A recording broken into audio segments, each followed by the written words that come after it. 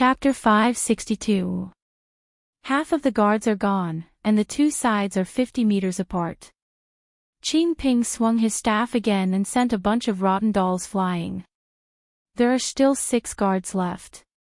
Qin Ping swung his staff once, twice, thrice, 4 times, 5 times.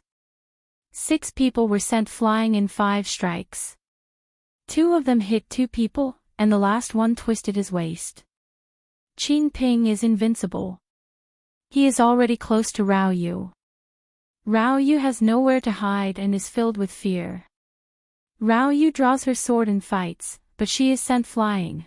If those 3 strange beasts are going to appear, this is the last chance. The last chance. The last chance. There is no chance. Rao Yu was smashed into a pie by Qin Ping.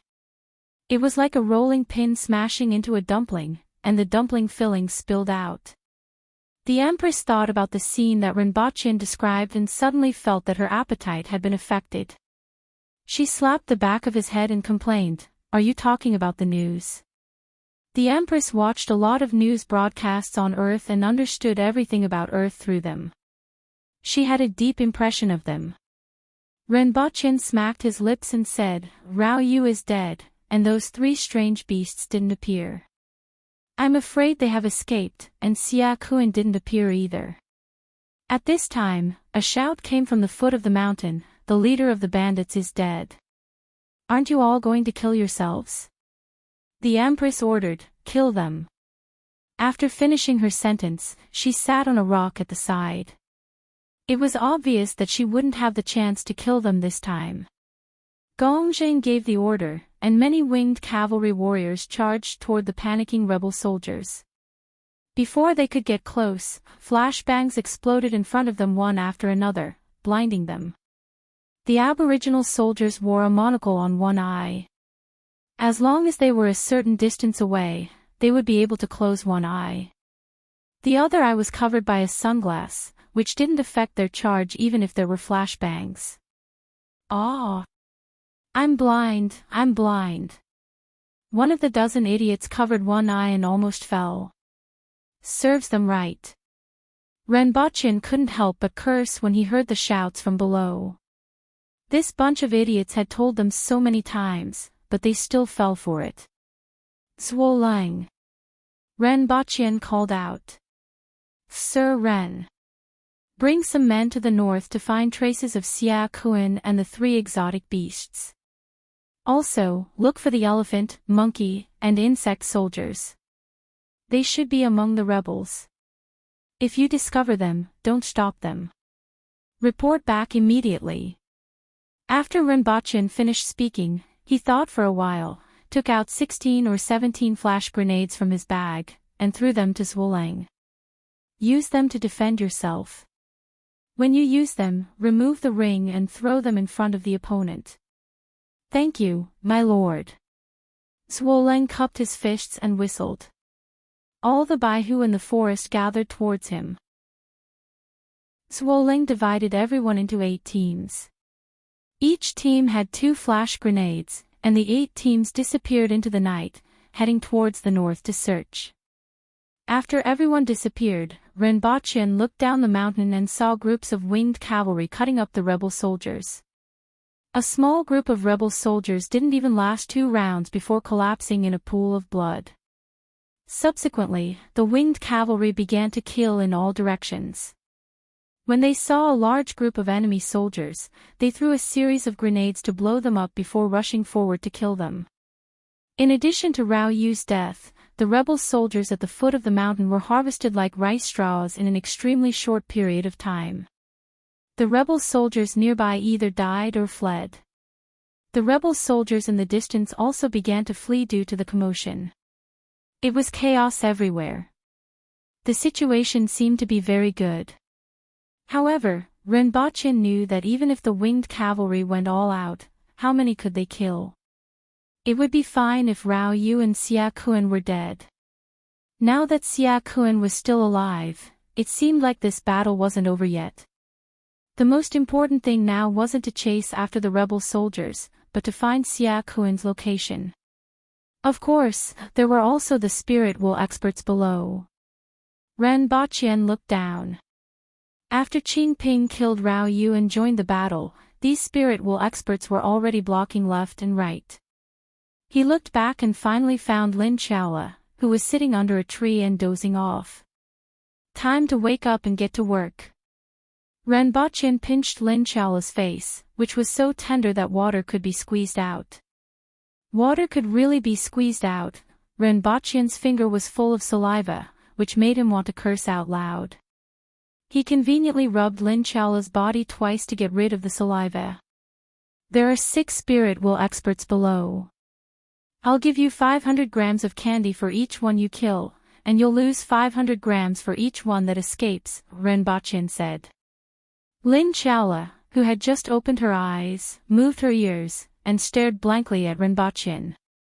After a while, she realized what Ren Baqian had said and immediately disappeared. Ren Baqian picked up his binoculars and looked into the distance. He didn't know who had scattered the bonfire, but he could only see the silhouettes of a few figures below with the help of the moonlight. He could also hear the sounds of weapons clashing and roaring, as well as the sounds of air compression and explosions, as well as the sounds of weapons smashing on the ground. Ren Baqian put down his binoculars, sat beside the Empress, and said, "Just a little bit more. We're still missing Xia Kuan and the 6 doors." The Empress was expressionless, but she was sick of Tianjing Basin. She had been delayed here for too long, and it seemed like she couldn't leave for the time being. The two of them sat there quietly. The battle at the foot of the mountain was still going on, but the sounds of it had started to move into the distance. The Empress's ears twitched as she heard some sounds. Not long after, Ren Baqian also heard it. It was the sound of someone running in the forest, accompanied by the sound of heavy breathing. There weren't many of them, only about 3 or 4 of them. It seemed like they were a few, clever, and lucky rebel soldiers who had escaped from the winged cavalry. They thought that this place should be safer since the winged cavalry had rushed down from here. After all, there was a saying on Earth, the most dangerous place is the safest place. Even though this saying didn't exist in this world, there was a slang saying with a similar meaning. Running toward this place had indeed allowed them to escape from being hunted down, and this made them extremely happy. However, there was still the Empress on the mountain, and she was more terrifying than everyone at the foot of the mountain. Furthermore, there were more than 10 bodyguards, and any one of them could easily kill them. That was as far as their luck went. The 2 bodyguards silently walked in the direction of the sounds. A moment later, a few blood-curdling screams could be heard. It was another night of killing. By the time dawn arrived, only blood and corpses were left at the foot of the mountain. Regardless of whether it was the rebel soldiers or the winged cavalry, they had already run further and further away during the night of killing. As dawn broke, the Baihu from the Protectorate began to come back one after another. "Sir, we found the elephant soldiers, but only the elephants are there and the people are missing. We haven't found the rest, and we speculate that they may have escaped from the west," Zhuoling reported after compiling the information from everyone. Ren Baqian thought that the other party probably felt that escaping with the elephant soldiers would be too easy to expose, so they even abandoned them. "Where are the elephants?" Ren Baqian asked. "They ran towards the east. Send a few people to chase after them. Don't let them get too far away. Try to see if you can bring these giant elephants back. After all, they were domesticated, so there should be a way. If it doesn't work, follow them and leave marks along the way," Ren Baqian instructed. These elephant soldiers were good stuff. If they could be controlled, they could be sent to the Protectorate of the Northeast to fight against the Yun nation. These elephant soldiers were less lethal to the Aboriginal soldiers, but they were very useful against the Yun nation's battle formation. Those ordinary people were like ants in front of these giant elephants. After another few hours, Shi Wanya and the others came back one after another. They had a few wounds on their bodies, but with their recovery abilities, they could only be considered minor injuries. "Where's Lin Chaola?" Renbochin looked behind the three of them and didn't see Lin Chaola. One ran away, and she went to chase after him, Qing Ping replied. Chapter 563. Lin Chaola threw the unrecognizable head at Renbochin's feet and looked at him with an embarrassed expression. Her eyes were filled with the word candy. I'll bring it to you in 2 days, Renbochin said as he threw a handful of candies to her. Lin Chaola stuffed the candy into her arms with a satisfied look on her face. The airport on both sides had finally become 2 steamed buns. Otherwise, it would be awkward to have one big and one flat. Then, she lay down and drooled. Renbochin didn't know if she was tired, but he felt that she might be hungry. She even fell asleep and kept smacking her lips. The winged cavalry came back one after another in the evening of the same day. With the group as the starting point, tens of thousands of corpses were spread out in a fan shape, especially in the north and south. Large piles of corpses were gathered together, like a purgatory. After resting for a night, they split into 2 groups and continued south. Among them, Qing Ping and the winged cavalry were responsible for clearing up the routed soldiers that were running towards the south.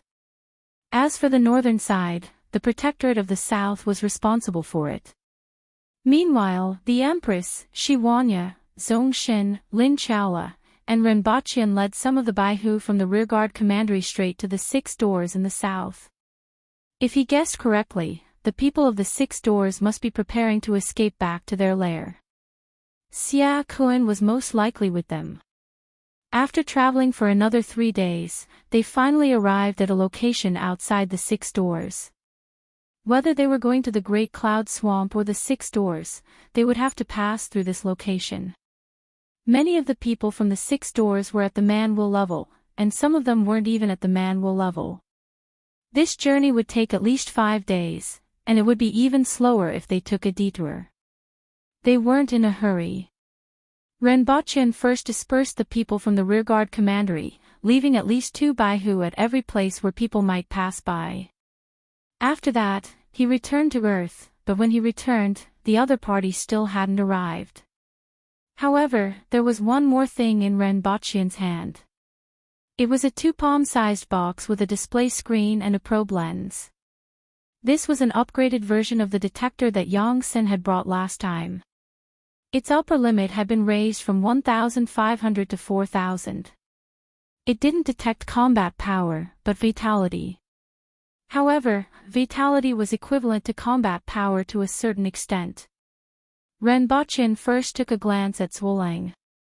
The number on the screen below the lens rose rapidly and finally stopped at 960. Renbochin was shocked. Zhuolang's blood and qi were actually so high. After all, he had completed the visualization of fire after consuming Shueka. He had completed 3/5 of the 5 visualization, and he had only increased it from 158 to 201. It was equivalent to 40 ordinary people or 10 Special Forces soldiers.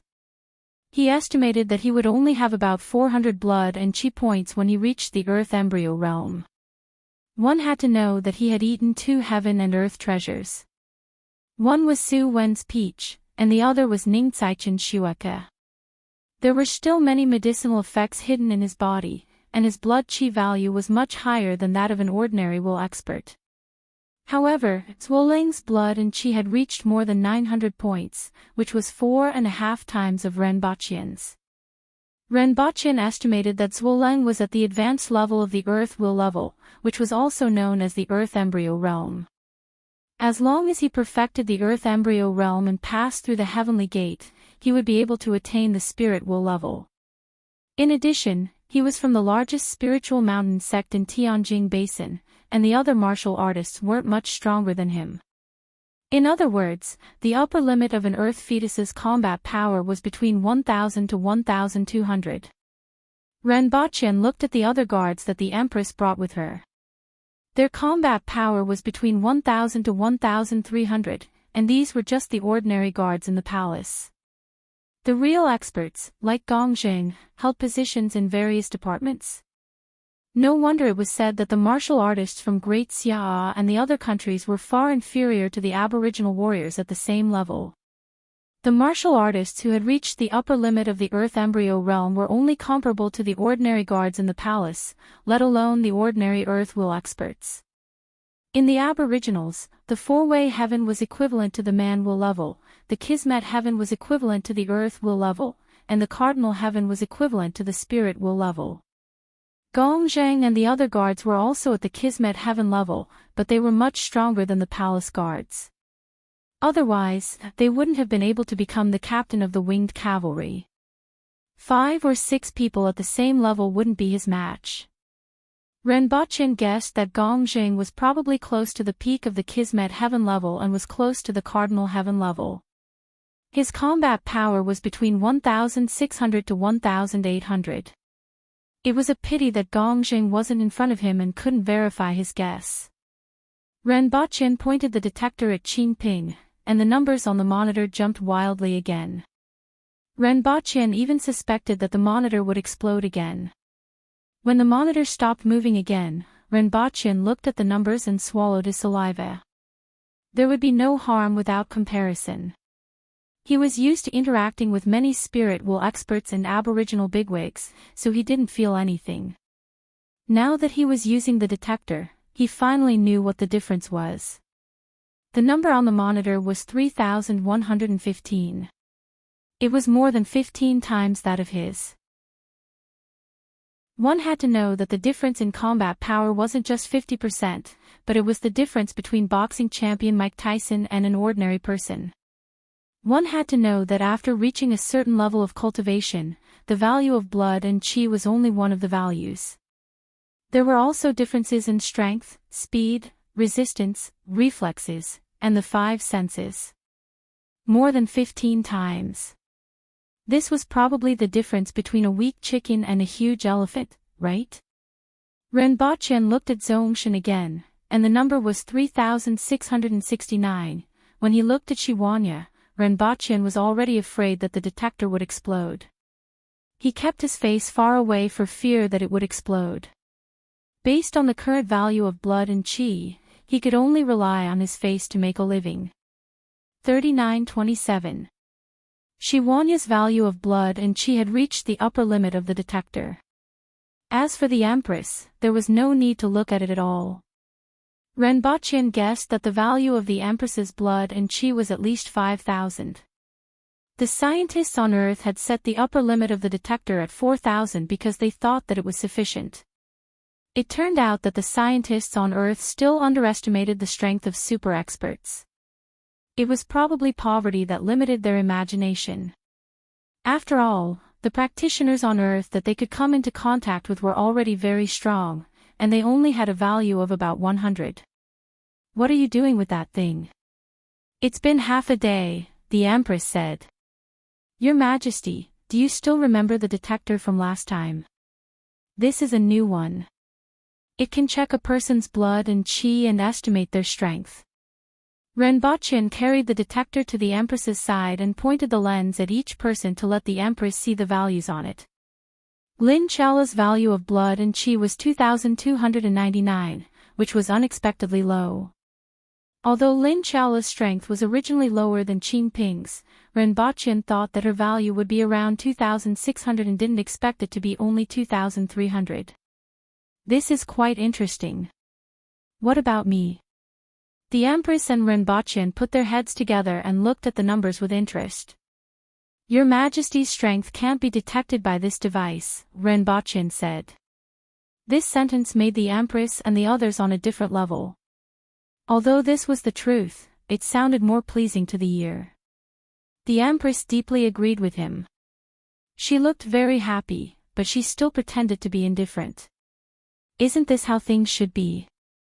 Shiwanya and the others also came over to look at the blood and chi value displayed by Renbochin's detector and clicked their tongues in wonder.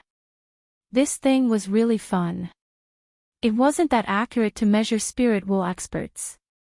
After all, spirit will experts didn't have high blood and chi values, but they had spirits and heaven-grade weapons. Lin Chala was the same. Although her blood and chi value wasn't high, she was good at speed and the strange moves or hunting techniques from her memory. This made the gap between her and Qin Ping's strength much smaller than the difference in blood and chi value. In the past, Ren Baqin only knew that the experts in this world were very strong, but he didn't know how strong they were. Now, he finally had an idea. For the next 2 days, every time a Baihu came back, Ren Baqin would use the detector to take a look. Through this data, he had a complete understanding of the strength of an Earth Will expert. Among those Baihu, the one with the lowest blood and chi value was only about 500, and he had just advanced to the Earth Will level. The others had values ranging from 600 to 900, and there were 2 people with higher blood and chi values than Zhuolang. They were Zhu Nong and Xia Yunbing, both from the hidden village. Among them, the strongest was Xia Yunbing. His hair and beard were all white, and he looked like an angry lion. His blood chi value was a full 1,245, and he was no weaker than an ordinary guard. In addition, these martial artists of the Jianghu had a variety of moves, and many of them had ultimate skills, so they might even be slightly stronger. After waiting for a few days, everyone started to get a little impatient. After all, they had mobilized so many people just to deal with a few people. Even the Empress was waiting here. However, after waiting for so long, there was still no sign of the other party. The Empress lost her temper 3 times a day. Qin Ping and Shi Wanya were shot into a tree by the Empress, and Ren Baqin was tied to a tree branch by the Empress. As for the thing that was used to tie Ren Baqin up, it turned out to be the metal chain that was eating and drinking in his mind. Ren Baqin was still hoping to use the metal chain to tie people up in the future, for example, to play binding play. However, it turned out that the metal chain was more afraid of the Empress. Fortunately, they finally found traces of the people from the 6 doors, and Ren Baqin was able to free himself from the tree.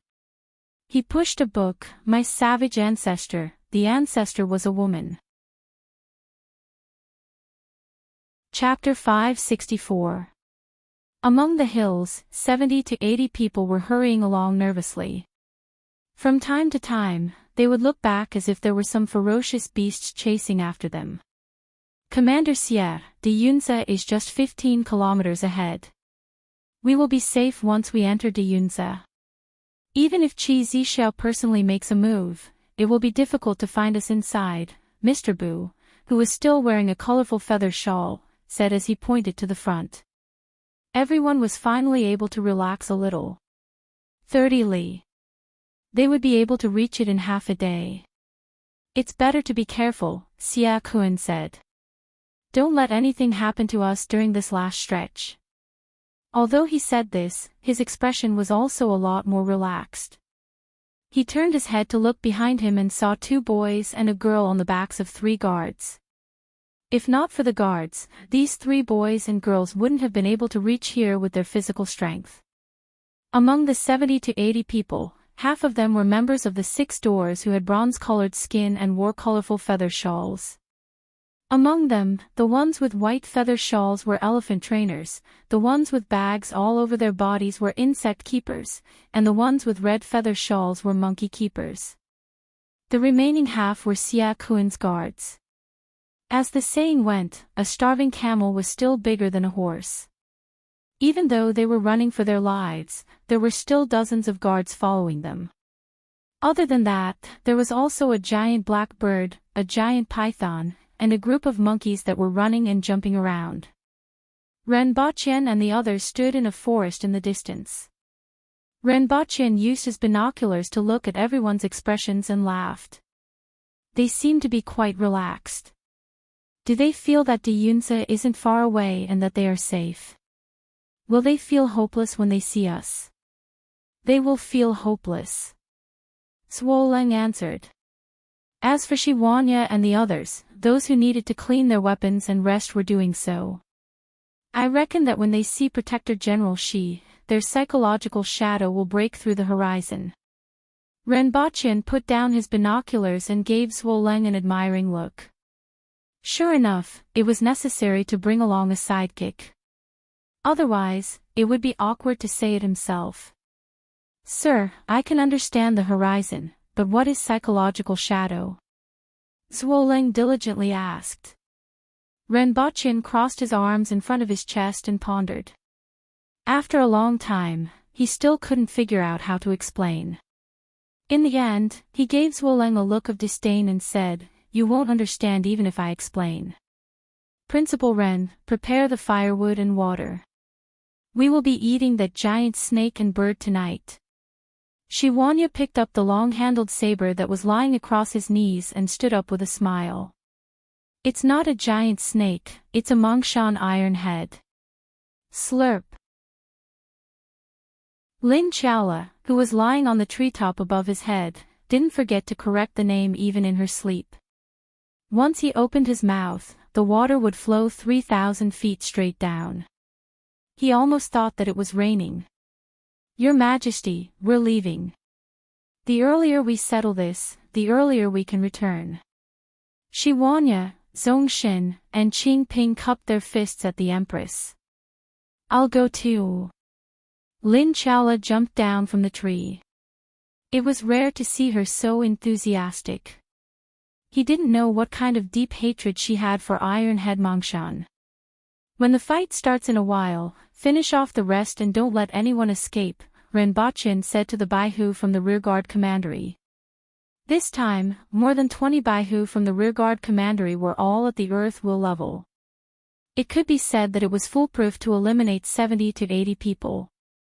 Shiwanya and the other two landed in front of Xia Kuan and the 6 doors. Shiwanya laughed and said, "Where else do you want to go? Let's stop here today. You should be honored that I'm here to take your lives." A few Cardinal Heaven experts intercepted a group of Earth Wheel and Man Will experts, some of whom weren't even at the Man Will level. This group of people could be considered lucky. Shiwanya, Xia Kuan and the others were horrified when they saw the 3 people in front of them. They didn't expect that they would still be blocked by them after making such a big detour. Die! Shiwanya raised his saber and slashed out. The air in front of him exploded, and a ravine appeared on the ground. Behind Xia Kuan, a person suddenly exploded. It was as if a bomb had been buried in his body and exploded into flesh and blood. Howl! Not far away, the reddish-brown monkey's fur stood on end as it pounced toward Shiwanya. The Crow General also charged toward the 3 of them. It flapped its iron wings horizontally and collided with Qingping's mace, producing a loud sound. Qingping was sent flying more than 4 meters by this wing attack. Subsequently, the Crow General jumped up again, flapped its huge wings, and tried to grab Zhongxin with its iron claws. After missing its attack, it adjusted its center of gravity in the air and lowered its head to peck at Zhongxin. Renbochin watched this giant bird jump up and down, peck, and claw with his binoculars from afar. An inexplicable sense of familiarity arose in his heart. When he was young, his grandfather's old hen used to peck at him like this. As for the Mongshan iron head, it coiled up with its upper body upright and kept hissing. Surrounding it was Lin Chaola's figure, which was so fast that it couldn't be seen clearly. "They are moving to one side," Renbochin reminded after watching for a while. Seeing that Shiwanya and the others were moving to one side, Zhuo and the rest rushed out without Renbochin's instructions and surrounded the remaining people. Following a series of whistles, the monkeys in the distance pounced towards Zhuo and the rest. The insect keepers also shook off the bags hanging on their bodies, and poisonous insects crawled out and surrounded everyone. Despite this, they couldn't withstand the attacks of the people from the rearguard commandery. Most of these monkeys weren't at the Man-Will level, and only a few of the stronger ones were equivalent to Man-Will experts. Their only advantage was their speed. However, no matter how fast they were, they couldn't reach the level of an Earth-Will expert. Almost every slash of a sword would dismember a monkey. In just a short while, the surrounding area was littered with monkey corpses. The reddish-brown monkey that was fighting with Shiwanya in the distance let out a mournful cry, through Shiwanya, and pounced over. However, it had no choice but to twist its body in midair to avoid Shiwanya's slash from behind. Afterward, it let out a mournful cry while dealing with Shiwanya's continuous attacks. The ground near the two of them seemed to have been plowed as gullies covered the ground. It's finally over. Renbachian stood there and sighed as he watched a Baihu cut off Xia Kuan's head. Your Majesty, why is it that every slash of Shiwanya's seems to emit saber energy? Almost every slash leaves a mark on the ground. Why can't you see this situation? Is it because you concentrate your power at one point, and this is a manifestation of perfect control? Renbachian asked. The Empress looked at him with disdain and said, What nonsense are you talking about? I should have told you to read more books. Shiwanya's technique is like this. In addition to the saber in his hand, there is also saber energy that blends into the ground and explodes under the enemy's feet. The marks on the ground are traces of the saber energy. What about Captain Qing's mace? I don't see him carrying it with him usually, but he takes it out every time there is a battle. It can't be a heaven-grade weapon, right? This time, the Empress didn't look down on him.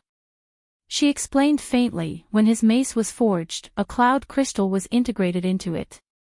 As such, it has some special functions. Just like your saber that can change its length at will. However, your saber is too brittle and will break at the slightest touch. The two of them chatted while paying attention to the battle in the distance. The first strange beast to die was unexpectedly fast. It was the monkey with long reddish-brown fur. When the group of monkeys died, it went crazy.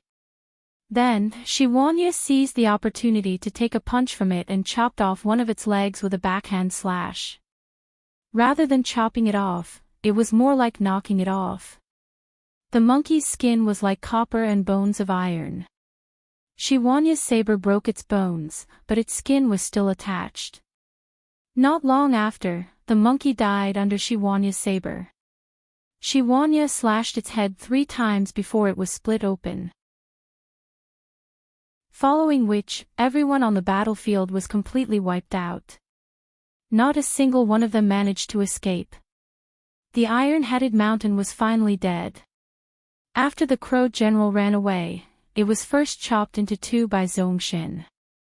Then, Qingping smashed its head more than 10 times with his mace before it died. It was indeed an iron-headed beast. We have finally killed all of them. The Empress wrinkled her nose and smiled. She was in a good mood. Chapter 565. In the evening, a team of more than 2,000 people and hundreds of carriages were on the road from Goose City to Tianjing Basin. Between Tianjing Basin and Goose City, there was an endless stream of various caravans. Although caravans with more than 1,000 people weren't rare, they could occasionally be seen. In particular, when many caravans traveled together, it was impossible to tell if they were a single team or if there were even more people. It was just that in the past 2 months, the number of caravans traveling between Tianjing Basin and Goose City had decreased significantly. The war in Tianjing Basin had hindered the footsteps of many caravans. Furthermore, the checkpoints on the road from Tianjing Basin to Goose City were stricter. Many large caravans couldn't get a pass, and some caravans with the backing of the 3 major powers were even killed. Following that, a few small caravans that were previously unknown developed extremely quickly within the past month or so and monopolized most of the supplies in Tianjing Basin. Behind these small caravans were the shadows of one or even several sections. Behind these sects was the shadow of an organization called the Rearguard Commandery. However, this team was different from the other caravans. This was an army that would make people lower their heads at a glance from afar, not daring to offend them in the slightest. The Winged Cavalry. The strongest combat force of Dayo, which had entered Tianjing Basin 3 months ago, had returned. At the same time, the imperial carriage of Dayo's Empress, Qi Zixiao, who was ranked 5th in the world, also returned. Almost no one outside of Tianjing Basin knew about the death of Spirit Spiriting Yu. Otherwise, if the news of Qi Zixiao killing Tinyu spread, it would probably cause another shock. In addition to the winged cavalry and the Empress's imperial carriage, the most surprising thing was that there were many people from Tianjing Basin in the team. This surprised many people. "This is Goose City," Qin Yun Sword muttered to himself in the team. "First time here?" Ren Baqian heard him and turned to ask. "No, the last time was 70 years ago. It's so long ago that I can't remember." Qin Yun Sword shook his head. His eyes flickered, and it seemed like he was very uneasy. The people who followed behind Ren Baqian all had uneasy looks in their eyes. After 70 years, they had finally come out. This time, they didn't come to Goose City with the caravans to purchase all kinds of supplies like before. No matter where they went, they felt like they were inferior. By coming here this time, they had become a part of this place. "This is the first time this old man has come here. Last time, I came down from the mountains." Li Fu stroked his beard and smiled. Li Fu, Qin Yun Sword, Zhuo Cheng, Zhuo Lang, a few guards, 2 newly promoted Qianhu, a few Baihu, and the 3 Confucian scholars from the Great Xia were all in the group. Xia Kun had been killed a month ago, but the Crow general had escaped. It was just a strange beast, so no matter how strong it was, no one would take it seriously. After that, Shi Wanyo was mainly responsible for clearing up the fleeing rebels. Ren Baqian, on the other hand, arranged for the purge of many sects in the south, dealt with the matters of the rearguard commandery, and formulated a new system for Tianjing Basin. First, Tianjing Basin was divided into 6 districts. There were 3 districts in the north and 3 in the south, and they were known as the 6 lower prefectures. Each prefecture was garrisoned with 1,000 aboriginal soldiers and a newly established prefecture army. If the people of Tianjing Basin wanted to go from one prefecture to another, they would need to have Dao guidance. The cities in the 6 lower prefectures only had city commanders who were responsible for issuing decrees and handling government affairs. They didn't have military power. The guards in the cities were under the jurisdiction of the prefectural army of the 6 lower prefectures and had to be rotated every 3 years. As a result, the 6 lower prefectures were firmly under the control of the imperial court, and it would be extremely difficult to rebel again. In addition, Ren Baqian scattered the rearguard commandery across the 6 lower prefectures and recruited a large number of strong men to ensure that there was a Baihu in every 3 cities. In addition to the cities where the Baihu was located, the other 2 cities had to have at least 1 Zongqi, 2 Xiaoqi, 20 Tiki, and hundreds of strong men from all walks of life hidden among the people. This wasn't a difficult task for the sects that had invested their wealth in the rearguard commandery. As a result, any movement in the 6 lower prefectures could be heard by Ren Baqian through the rearguard commandery. The headquarters of the rearguard commandery in Tianjing Basin was called the Tiannan Garrison, and it was located in Goose City. After all, they could only contact Ren Baqian through the radio station outside of Tianjing Basin. Other than the winged cavalry warriors and 300 soldiers from the Protectorate of the South, the rest of the people in this group were people from Tianjing Basin. Most of them were craftsmen and a small number of commoners who were brought back from the north. This time, there were very few casualties in the north. Most of the rebels came from the south, so the control in the south was stricter than in the north. This time, the people selected were also from the north. There was no need to mention the craftsmen. The commoners were prepared to stay in Lon City as small vendors or do odd jobs in the city. This was to let the aboriginals get used to seeing people from Tianjing Basin from time to time and get along well. Ren Baqian was working hard in the direction of what he had told Qin Yun Sword before. This wasn't only for the people of Tianjing Basin, but also for Dayo. It was unstable to walk on one leg, and Dayo was currently walking on one leg.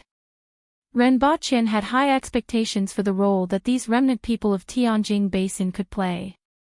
Sitting on the 4-corned cow, Ren Baqian thought for a while and said to the people behind him, "Don't call yourselves remnant people in the future. It will always remind people of your past. In the future, you should be at ease and integrate into Dayo as part of Dayo. Qing Yun's sword understood what Rinpoche meant, exchanged glances with Sui Qing, and replied, "In that case, let's call ourselves the Jing tribe." The Jing tribe of Tianjing Basin. In that case, let's call them that. Rinpoche nodded. It seemed that not only the Aboriginals, but even they couldn't let it go so easily. As the group began to enter Goose City, the people behind Rinpoche sized up the city entrance with apprehensive and hopeful eyes. The commoners in the city also began to size up some people at the back of the group with curious eyes. For the next few days, the Empress contacted Lan City and the other protectorates to handle various matters. Although there were reports sent every day, it wasn't as convenient as using the radio to chat in the group chat. On the other hand, Rinpoche settled down the people from the rearguard commandery. At the same time, he asked Gongjing to allocate some manpower to send the commoners and craftsmen to Lan City. Of course, there were also the hundreds of carts of goods, which were the biggest material harvest from this rebellion. Other than the sects in the south that had surrendered, the rest of the sects had all been wiped out. The materials and gold from those sects were naturally used to enrich the national treasury and the Empress's small treasure house. All the secret manuals were given to Rinpoche. Rinpoche was preparing to build a huge library in Lan City. All the secret manuals of the sects would be placed in it. After that, he would also collect the secret manuals of the Aboriginals and fill them in. Chapter 566. In Dayo, a small city that wasn't on the main road, didn't have any special products, and had a population of only tens of thousands of people. The salt team is here. The salt team is here. As a convoy entered the city, the people in the city immediately boiled over. Many people ran to a certain place in the city with their bags of salt. When they reached the place, they found that it was already densely packed with people. A young man with thick eyebrows and big eyes stood in the crowd and felt the crowd behind him. He turned his head and looked behind him before shouting, "What's with the crowd? This time, the convoy is only a little big. It's already pretty good if 1 out of 10 people can buy salt. Those at the back might as well go out of the city to pick up stones and lick them. If you are late, there won't even be any stones left." The so-called pick up stones and lick referred to a type of marble outside the city that was bitter, salty, and slightly poisonous. However, there was a shortage of salt these days. Many people had no choice but to go out of the city to pick up this kind of stone and lick it before eating it. If Rinpoche was here, he would know that this was a type of carbonate rock. Following the young man's words, the people at the back immediately started cursing, and soon, a chaotic fight broke out in the crowd. An old man in his 70s or 80s jumped 2 to 3 meters high and kicked out with a strong gust of wind. An auntie on the street punched many people in the eyes with her fists. Even a 10-year-old child darted in and out of the crowd and occasionally kicked the groin from time to time. Fighting was the nature of the Aboriginals, and this was true even for the seemingly simple residents of this small city. As a result, fighting over a small matter had become a common occurrence. The basic process usually went like this: "What are you looking at? What's wrong with looking at you? I'm going to beat you up." Then, there was a round of punches and kicks. It was just that a large-scale battle like today's would only happen every time a salt team arrived. Due to the lack of salt, many people felt that they were getting weaker and weaker. By the time the newly formed militia stopped the fight, many people were glaring at each other with injuries on their bodies. However, after a while, they burst out laughing again. Not long after, the militia transported a few carts of salt bags to the open space in front of the crowd and started selling them at a low price under the supervision of the city commander. Furthermore, each person could only buy 2 taels. The price is so low. It's a pity that there's too little. Otherwise, we could buy more and keep it at home. There's always a shortage of salt. Dream on. Fortunately, I came early today, otherwise, I wouldn't have been able to buy these. When the people at the back saw the salt in front of them, they were immediately disappointed. Just like what the kid had said, it would be good if 1 out of 10 people could buy it. When will there be more salt? Yeah. If I don't eat salt, I won't have any strength. Everyone, the Yun Nation, Chen Nation, and Great Xia have cut off our salt supply routes. It has been 2.5 months since a single bag of salt has been shipped in. The city magistrate, who was also one of the few experts in the city, stood at the front and announced loudly. Kill them. Get the salt back. Kill them.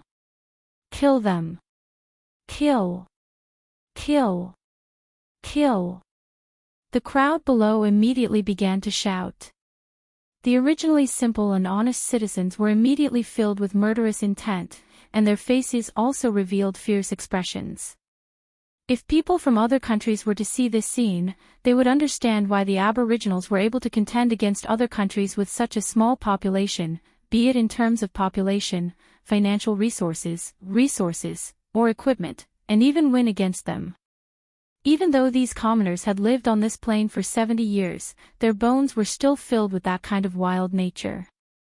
Even children who didn't grow up fighting with ferocious beasts in the mountains were still full of the desire to fight. Everyone, Dayo no longer needs to transport salt from the outside world.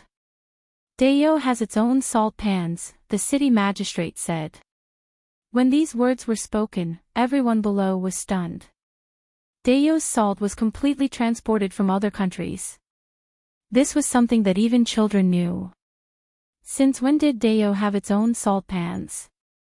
First of all, I want to thank Sir Ren, the principal of the Black Bamboo Academy. He was the one who researched how to produce salt from the brine in the mountains. Everyone below pondered one after another. Where was this Black Bamboo Academy? Who was Sir Ren? They didn't remember such a person in the imperial court. After a long time, someone finally remembered that this person couldn't be the gigolo that Her Majesty had found, right?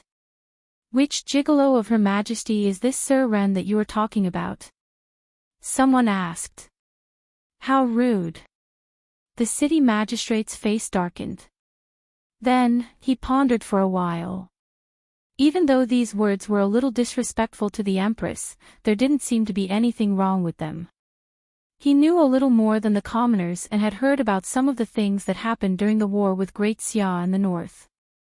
However, he still saw Renbachian as a gigolo, let alone the others. He is a gigolo because his face is white. The city magistrate added. I didn't say anything else. The voice from the crowd made everyone laugh. The city magistrate might as well not have said anything. In any case, thanks to Sir Ren, we have salt to eat. However, this salt has only been produced for a few months and needs to be transported to various cities. As a result, there is a little less salt now. However, there will be more and more salt in the future. Everyone will have it, so you don't have to worry. Even though the people below were all laughing, the tension caused by the lack of salt had been alleviated a lot. Furthermore, their impression of Renbachian had improved greatly. Renbachian's reputation among the commoners had improved a lot during this period. Renbachian and the Empress stayed in Tianjing Basin for more than 3 months. Many things had happened in the outside world. There were 3 things that attracted everyone's attention. The first was the war between the Protectorate of the Northeast and the Yun Nation. Before the Empress entered Tianjing Basin, Zhu Wuzhen had scattered the allied warlords into the interior of Dayo to destroy villages and strongholds. This was exactly the same tactic that Great Xia had used. In the early stages, many of the villages at the border were destroyed, but the villagers taught the allied warlords a lesson. The number of soldiers was less than 2,000, and they were repeatedly defeated by a village of about 100 people. This made the allied warlords lose a lot of face. The reason for this was that the defenseless villages didn't have the time to move, so there was no way out. They fought to the last man and wouldn't stop until he was dead.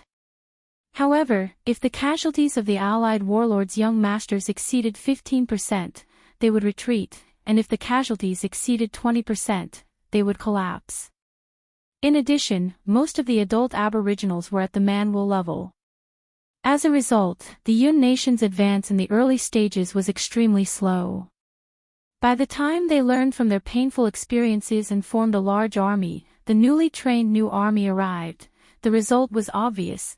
When Renbachien and the others returned to Gu City, Zedonglai had already conquered 4 cities in the Yun nation. The second thing was that the Qin nation had already declared war on Dayou. The war in the southeast wasn't intense. Both the Zhou nation and the Qin nation didn't seem to have much interest in fighting. Both sides stared at each other at the border every day.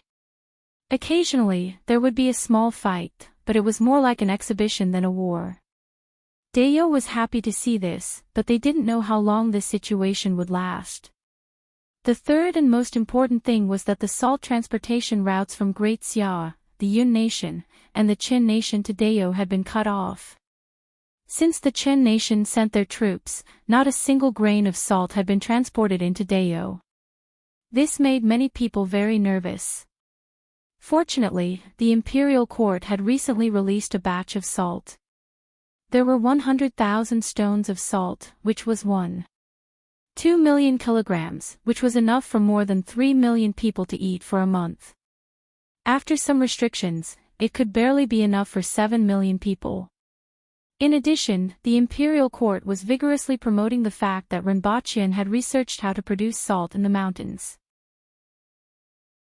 The people of Dayou still had a high degree of trust in the imperial court. What happened in that small city was happening everywhere, which eased the tension in various places. However, only a few people knew that this amount of salt had been accumulated over the past 6 months. Although salt wells had been dug and the saltworks had been expanded, the salt production speed had increased significantly over the past 3 months. However, only 30,000 stones of salt were produced every month, which was barely enough for 1 million people. Next, the most important thing was to rely on Zedonglai to seize the salt in the Yun nation. As a result, the Empress's first order was for Zedonglai to occupy the Yun nation as quickly as possible and send all the salt found in every city back to Dayou. Following the Empress's order, Zedonglai completely let loose and attacked like a raging fire. Chapter 567. Renbachien wanted to go back to his courtyard and have a good sleep. However, the moment he stepped into the palace, he was summoned by the Empress to attend a court meeting. For a full 4 hours, Renbachien explained the situation in Tianjing Basin as well as some of the arrangements. Then, he listened to the reports of the other people and almost fell asleep. Only then did he drag his exhausted body back to the courtyard. As soon as he entered, he saw 2 big fellows with dark circles opening their bloody mouths and pouncing toward him. "Oh, you still remember me." Renbachien laughed heartily as he lifted Gun above his head and rubbed his face against its furry body. A foul smell stained his face. After all, even though these 2 little fellows weren't hungry, they wouldn't be bathed every day. He tossed Gun aside, rubbed Tiantian's head, and planned to return to the house. In the end, Gun's 4 paws hugged each of his legs. It seemed like the 2 little chaps missed him a lot. After shaking off the 2 little fellows with great difficulty, Renbachien went back to his room to take a look. After he left, someone cleaned the room every day, and it was very clean. He then fell asleep on his bed. On the other hand, after the court session was over, Lian Liang from the Department of the Army strolled toward the area where the people from Tianjing Basin had just settled down after entering the city. Qin Chuan saw him greeting people as soon as he left the palace, but he just smiled. His identity wasn't convenient, and Lian Liang's plan was very much in line with his intentions. To put it bluntly, Tianjing Basin had been in chaos for so many years. Even though they had surrendered, the people from the Ministry of War were the most displeased with them. They had to be beaten up first before anything else. Before Rinpochen returned, he had contacted them through the radio station and built a brick and tile hut near the city wall to serve as a place for the people from Tianjin Basin to stay. In other words, it was a street that was completely sealed off and surrounded by high walls. There was only one entrance and exit, and there were guards stationed there. This was to prevent people from finding trouble with them. After all, Tianjin Basin had been restless for so many years and had provoked the Empress. Even though these people had returned here with the Empress, there were still many people who would find trouble with them. Because of this, he had specially arranged for people from the Public Order Division to patrol the vicinity every day to prevent any trouble from happening.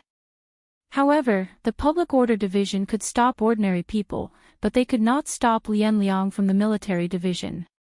Not only did they not stop him, but they also stood far away with an expression as if they were watching a good show. Lian Liang brought his men to the end of the street, and placed the broadsword in his hand that was exactly the same as Qin Chuan's on the ground, and roared, "All of you, come out." Following this shout, the commoners of Tianjin Basin who had just been settled here from afar immediately trembled in fear. Qin Yun's sword's heart skipped a beat. He jumped out of the courtyard and landed at the intersection of the street. He cupped his hands towards Lian Liang and said, "Sir, what can I do for you?" Although he had already guessed that there would be trouble, he didn't expect it to come so quickly. Although he didn't know who the person in front of him was, he felt a chill in his heart when he saw the people from the Public Order Bureau watching from afar. "Cut the crap. I'm here to fight. You have been causing trouble for so many years. Now that you have come to Lan City and my territory, let me see where you get your guts from." "Sir." Qin Yun's sword's mind was racing. How should he resolve this matter? On one hand, he could swallow the insult and humiliation. However, he and his men had just arrived, and someone had already come knocking on their door. If he swallowed the insult and humiliation, he was afraid that he would be looked down upon, and his days in the future would be even more difficult. However, if he were to fight with the other party, he was afraid that he would anger the other party and the others, and there would be endless trouble in the future. Come. Let me beat you up first. I'll let you see how sharp my broadsword is." Lian Liang didn't care what Qin Yun's sword was thinking and slashed at him. "Sir, you are so heroic." The attendants behind him cheered and laughed at the same time. If Rinpochen or Tongzhenye were here and heard this, they would be overjoyed. Indeed, if the upper beam isn't straight, the lower beam will be crooked. The words that Minister of War Qin Chuan always said were used by Lian Liang just like that. Qin Yun's sword was startled. He pointed with his sword, and the long sword on his back soared into the sky with a clang. It transformed into a ray of white light and pierced toward Lian Liang. Lian Liang swung his broadsword horizontally and deflected the sword. Then, he slashed again and again with his broadsword. Each slash was powerful, heavy, and extremely fast. In just 6 or 7 slashes, there was a loud bang at the end of the street. The pillars on both sides of the street were chopped down, and the signboards fell to the ground. Qin Yun's sword was also forced to retreat step by step under the ferocious slashes of the broadsword. Qin Yun's sword changed his sword technique, and the long sword in the air split into 7.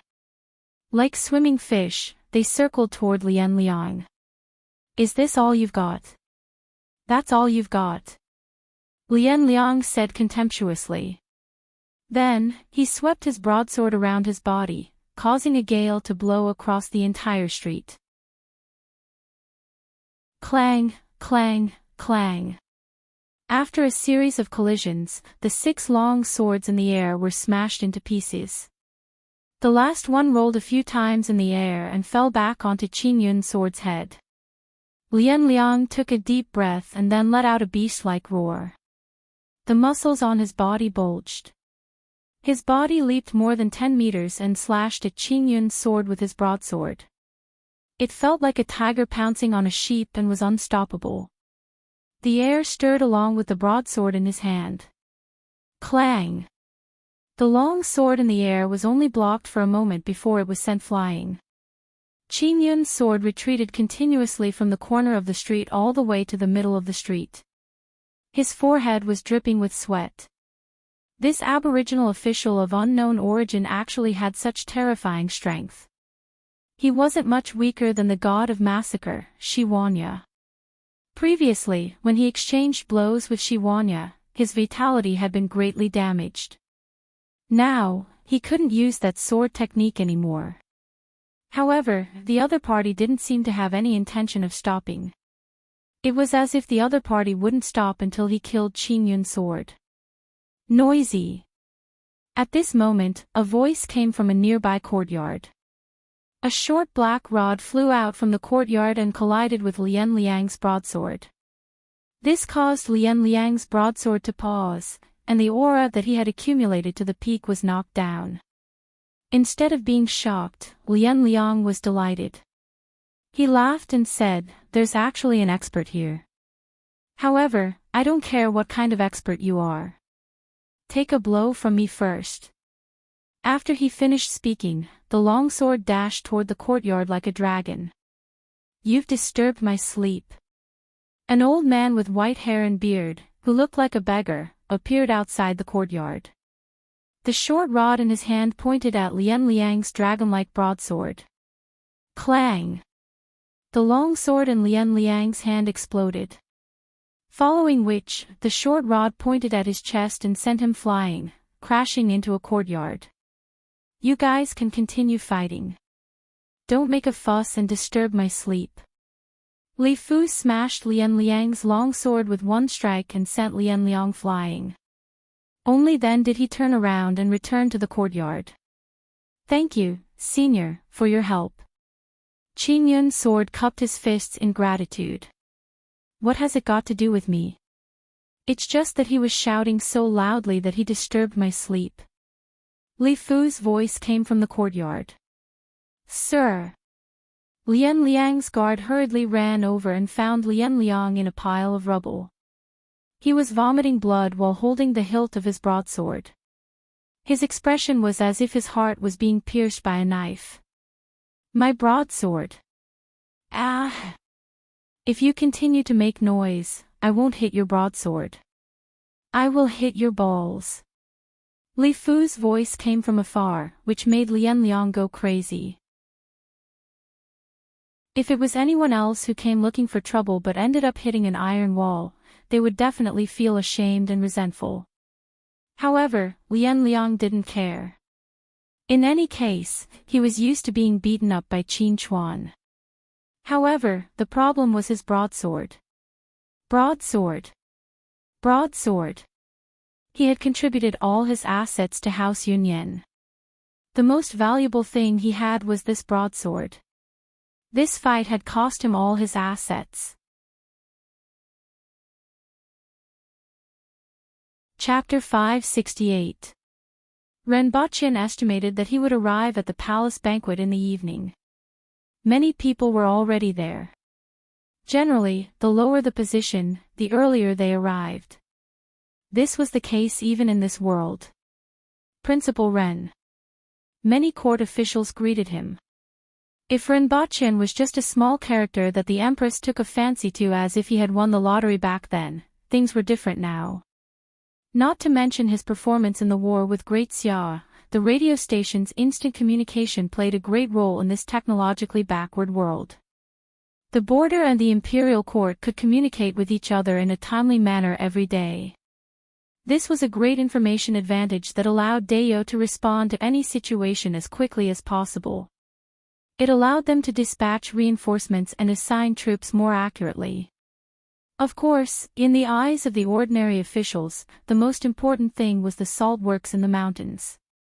If the salt route had been cut off previously, Dayo would have been anxious.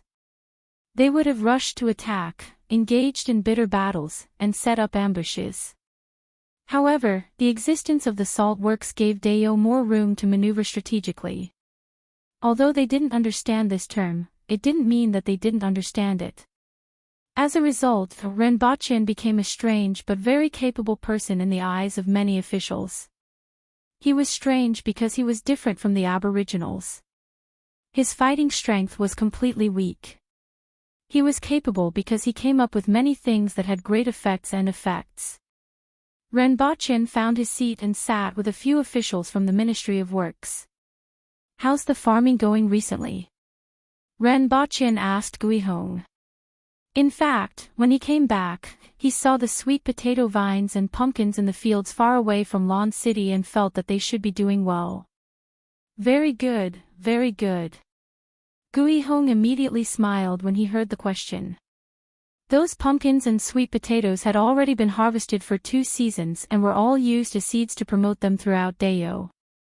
These products were effective quickly, had high yields, and tasted good. Although they weren't as easy to exchange for meat or sell in the market as vegetables, they had a large yield and could fill one's stomach. As a result, the promotion went smoothly. "Sir Ren, do you have any new crops on hand?" Guihong rarely saw Renbochin. His mind was filled with his old business, so he immediately changed the topic to new crops. "If there is a suitable one, I will send it to Lord Go." Renbochin thought for a while. In fact, there were many crops on Earth that could not be found in this world. However, at present, what Dayo needed the most were crops with high yields that could fill their stomachs. Furthermore, these crops had to be compatible with Dayo's tropical mountainous climate. Therefore, there wasn't much room for choice. After chatting with Feng Ho for a while, Renbochin heard a maniacal laughter coming from the entrance of the hall.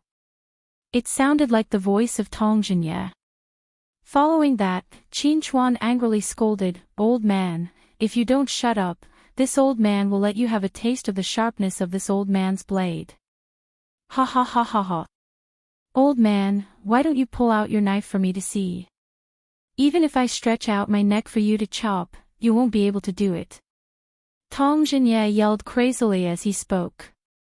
Following that, the sound of fists and kicks could be heard from outside. The two of them had started fighting outside the hall. Many people who were nearby ran out to watch the show. They were just a bunch of onlookers who didn't mind the matter getting bigger. Even though the two of them were rank 3 officials, if the two of them were to fight, there wouldn't be anyone to stop them. The surrounding people were all munching on melon seeds, peanuts, and other nuts to watch the show. When Feng Ho, Guihong, who was beside Renbochin, heard that there was a fight outside, he dragged Renbochin out excitedly to watch the show with a smirk on his face. "What's going on?" Renbochin knew that something was up when he saw their expressions. "Is there a super expert among those abandoned people?" Feng Ho remembered that Renbochin definitely knew about those people and quickly asked. "Who provoked them?" Renbochin immediately became spirited. It was indeed a super expert who was at least as tall as a 30-story building. Yesterday, Lian Liang wanted to give them a good beating. In the end, his weapon was broken and he suffered some minor injuries. When Sir Qin found out about this, he shouted, "Let me show you how sharp my blade is," and tried to test that person's trick. In the end, his weapon was also broken and his balls were beaten. Feng Ho laughed heartily. Renbochin immediately looked like he was in pain. This Qin Chuan was really unlucky to bump into an iron plate. He didn't even try to find out about the other party's background. Li Fu's identity wasn't a secret. It could only be said that the Aboriginals were used to being overbearing. After all, the big shots in the imperial court were all Cardinal Heaven experts. They didn't care about who their opponent was and only cared about where their opponent was. When everyone arrived at the entrance of the main hall, they heard cheers from both sides. Renbochin looked up and saw Tong Jinye's 13 consecutive groin kicks. One kick after another, his feet never left his lower body. One had to know that Tong Jinye used to use the 13 consecutive, Black Tiger Steals Heart, technique. Qin Chuan was jumping around like a little girl. His legs were kicked a few times, and he looked like he was going crazy. "Sir Ren, who was that person yesterday? It seems like Sir Qin is in a lot of pain." Feng Ho asked with a smile. He was also a little curious. Both Ren Liang and Qin Chuan weren't weak, but they couldn't even last a few moves against the other party. Li Fu. Never heard of him. Feng Ho thought for a while and shook his head. The #1 expert in the world, Li Fu. Ren Baqin said unhurriedly. Li Fu had always been looking for the stairway to heaven and rarely appeared. Most people only knew that he was the #1 expert in the world, but not many people knew of his name. In addition, this name was a little too down-to-earth and sounded like a villager from the mountains. Most people wouldn't be able to recall this name. Ha! Feng Ho turned his head in shock. Why was Li Fu here? A few people with good hearing were also surprised.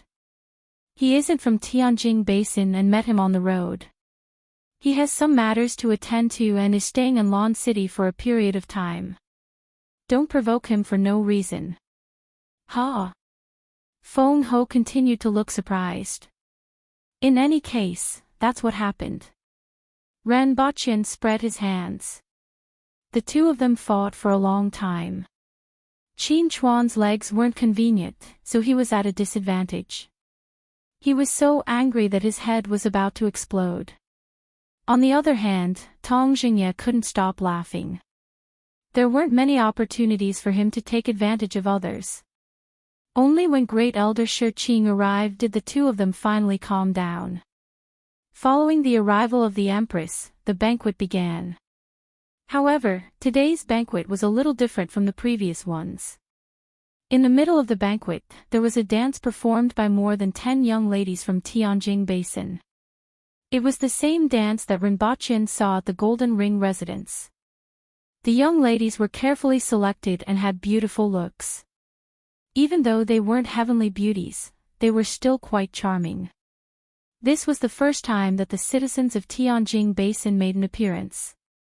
The next day, Ren Baqin heard the news that Tong Jingye went to challenge Li Fu, got his weapon broken, and got his balls kicked.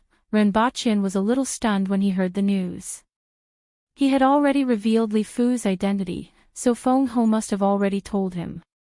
Could it be that Feng Ho still wanted to seek revenge for Qin Chuan?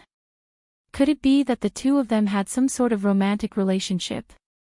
Next, Feng Ho was kicked in the balls by Li Fu, followed by the Minister of Justice, Shi Zhong, the head of the Public Security Bureau, by Shiring, and the head of the Department of Inspection, Tai Yan. Ren Baqin was completely confused. Towards the end, he realized that these people clearly wanted to see the level of the world's most powerful expert. In any case, Li Fu had never been heavy-handed. To these boorish men, the attraction of the world's most powerful expert wasn't much different from the attraction of the world's most beautiful woman. After more than 10 challenges, Li Fu also received the title of the Crazy Egg-Kicking Devil. The people inside, listen up. Come out and see if my saber is sharp or not. Ren Baqin heard Qin Chuan's insolent voice when he walked to the corner of Jing Street. He saw Qin Chuan holding a steel saber from an unknown person and making a big fuss outside Li Fu's courtyard. A few minutes later, Li Fu came out of the courtyard with a crazed look on his face. He smashed Qin Chuan's steel saber with his rod and kicked his balls before leaving speechlessly. Chapter 569. Ren, are these barbarians sick? Li Fu was furious and irritated when he saw Ren Baqin. He had been tormented miserably for the past 2 days. No matter what, they were still a group of Cardinal Heaven experts. It seemed like he could easily defeat them with 2 or 3 moves, but it took a lot of effort. Furthermore, Li Fu didn't like fighting at all. All he could think about was finding the stairway to heaven, and fighting was just a last resort. However, he didn't expect that after his first fight, this group of people would come endlessly. There would be people challenging him every day, morning, afternoon, night. Whether it was day or night, these bastards would come whenever they wanted to. If he didn't agree, they would quarrel endlessly outside.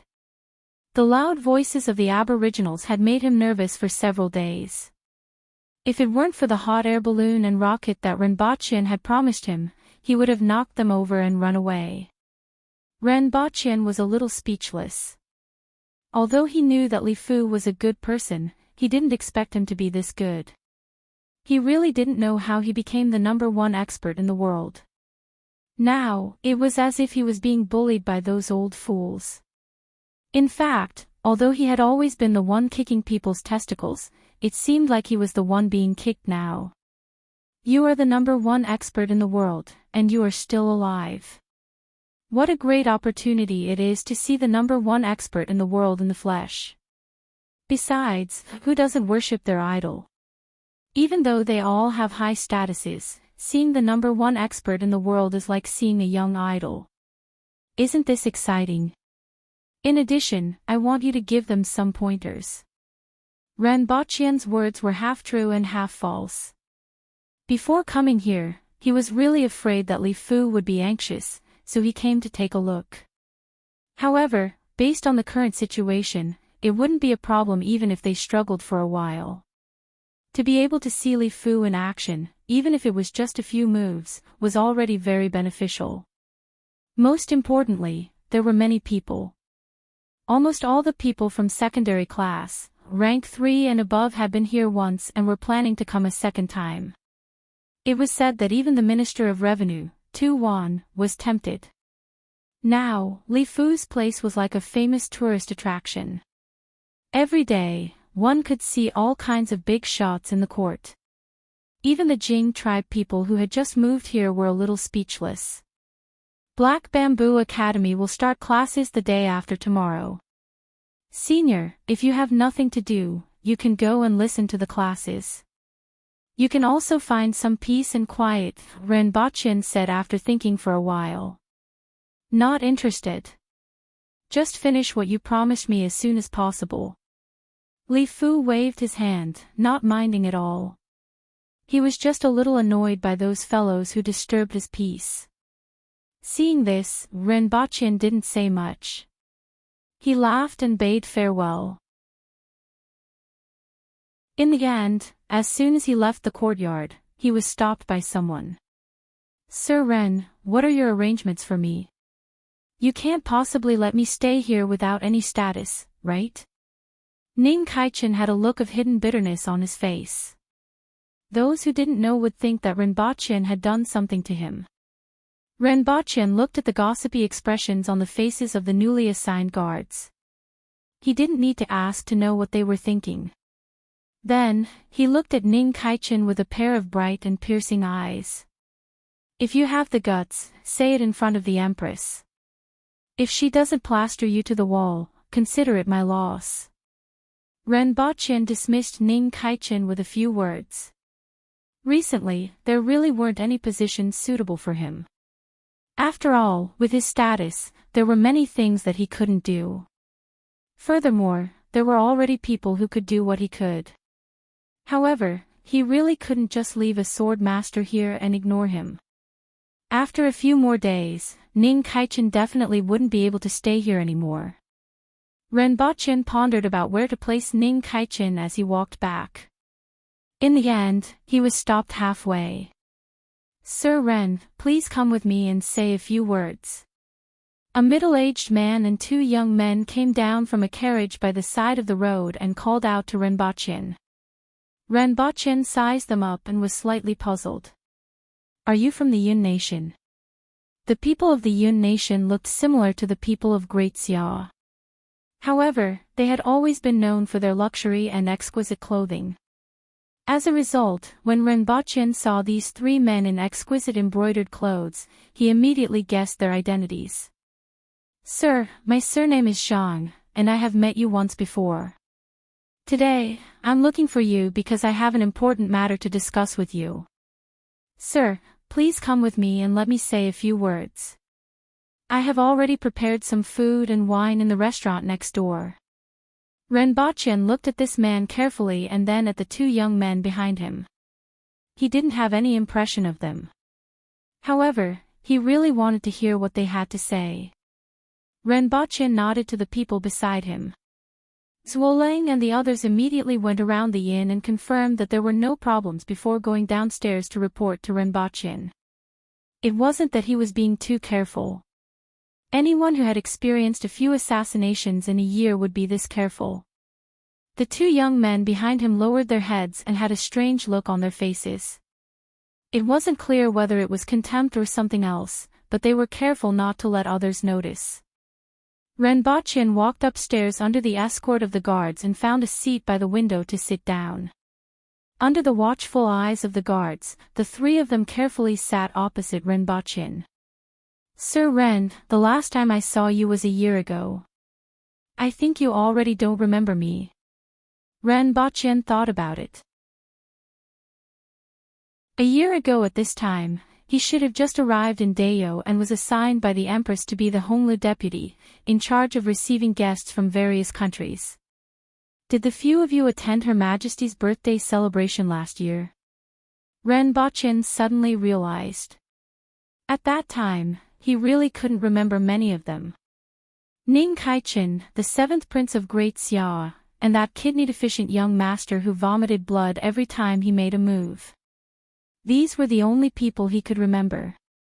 He couldn't even remember the name and appearance of that young master from the Lien family whom he killed at that time, let alone the others. "That's right." The middle-aged man nodded and smiled. Following which, he said, "My surname is Zhang Junjing. These are my two nephews, Zhang Heqi and Zhang Heju. Greetings, Sir Ren." Just as Sir Ren thought, "We are from the Yun nation." As the middle-aged man spoke, he carefully sized up Renbochin and sighed deeply in his heart. At this time last year, this person in front of him was still a Honglu deputy in name. Not long after, he became the husband of Qi Zixiao. At that time, he didn't take Qi Zixiao seriously.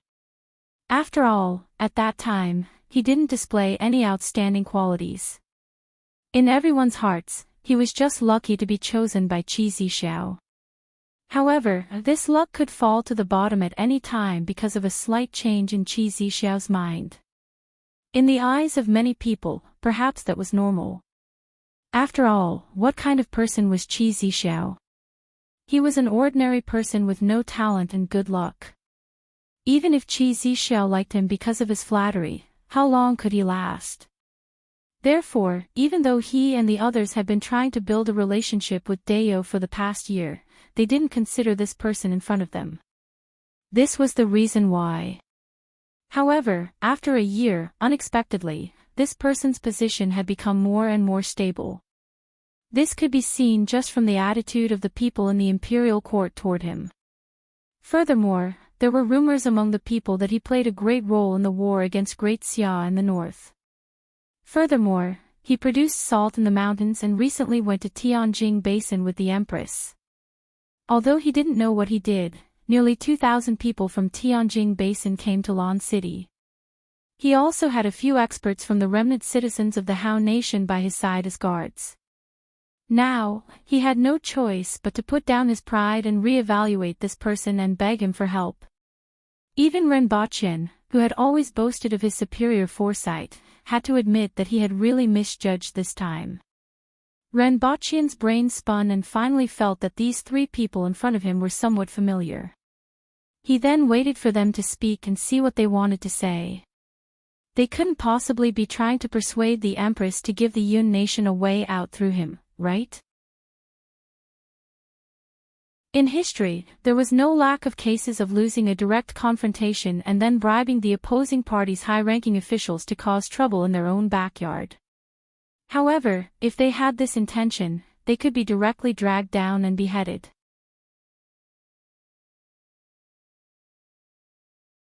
Chapter 570. Renbochin wasn't in a hurry to reply. Instead, he picked up the teacup and smelled it before putting it back on the table. After taking a closer look at the three of them, he asked curiously, "You guys aren't ordinary people in the Yun nation, right?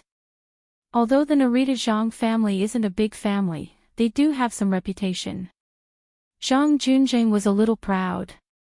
In fact, not only did the Zhang family have a small reputation, but it was also quite famous. Many people in the Yun nation had always thought that controlling a city was the foundation of a family.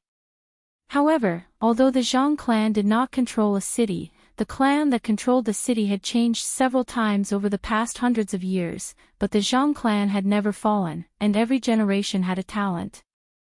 It wasn't that the Zhang family didn't have the opportunity to control the city, but they gave up every time.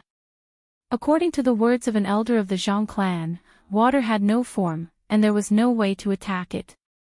From the Zhang clan's point of view, it might seem like they had a foothold in a city, but in reality, they were bound to it. Therefore, apart from being a family that did not attract much attention on the surface, most of the Zhang family members were scattered throughout various industries. The Narita Zhang family had always been a general name. On the surface, it looked like a plate of loose sand distributed in various industries. On the surface, they might not seem to be related, but at the root of it, they both came from the Narita Zhang family. Even if their enemies wanted to harm them, it would be difficult for them to do so. Zhang Juanjing's two nephews had been running into walls in Lan City for a year, and the war between Dayou and the Yun nation was in full swing. In his opinion, it was impossible for the Yun nation to win this war, so time was of the essence.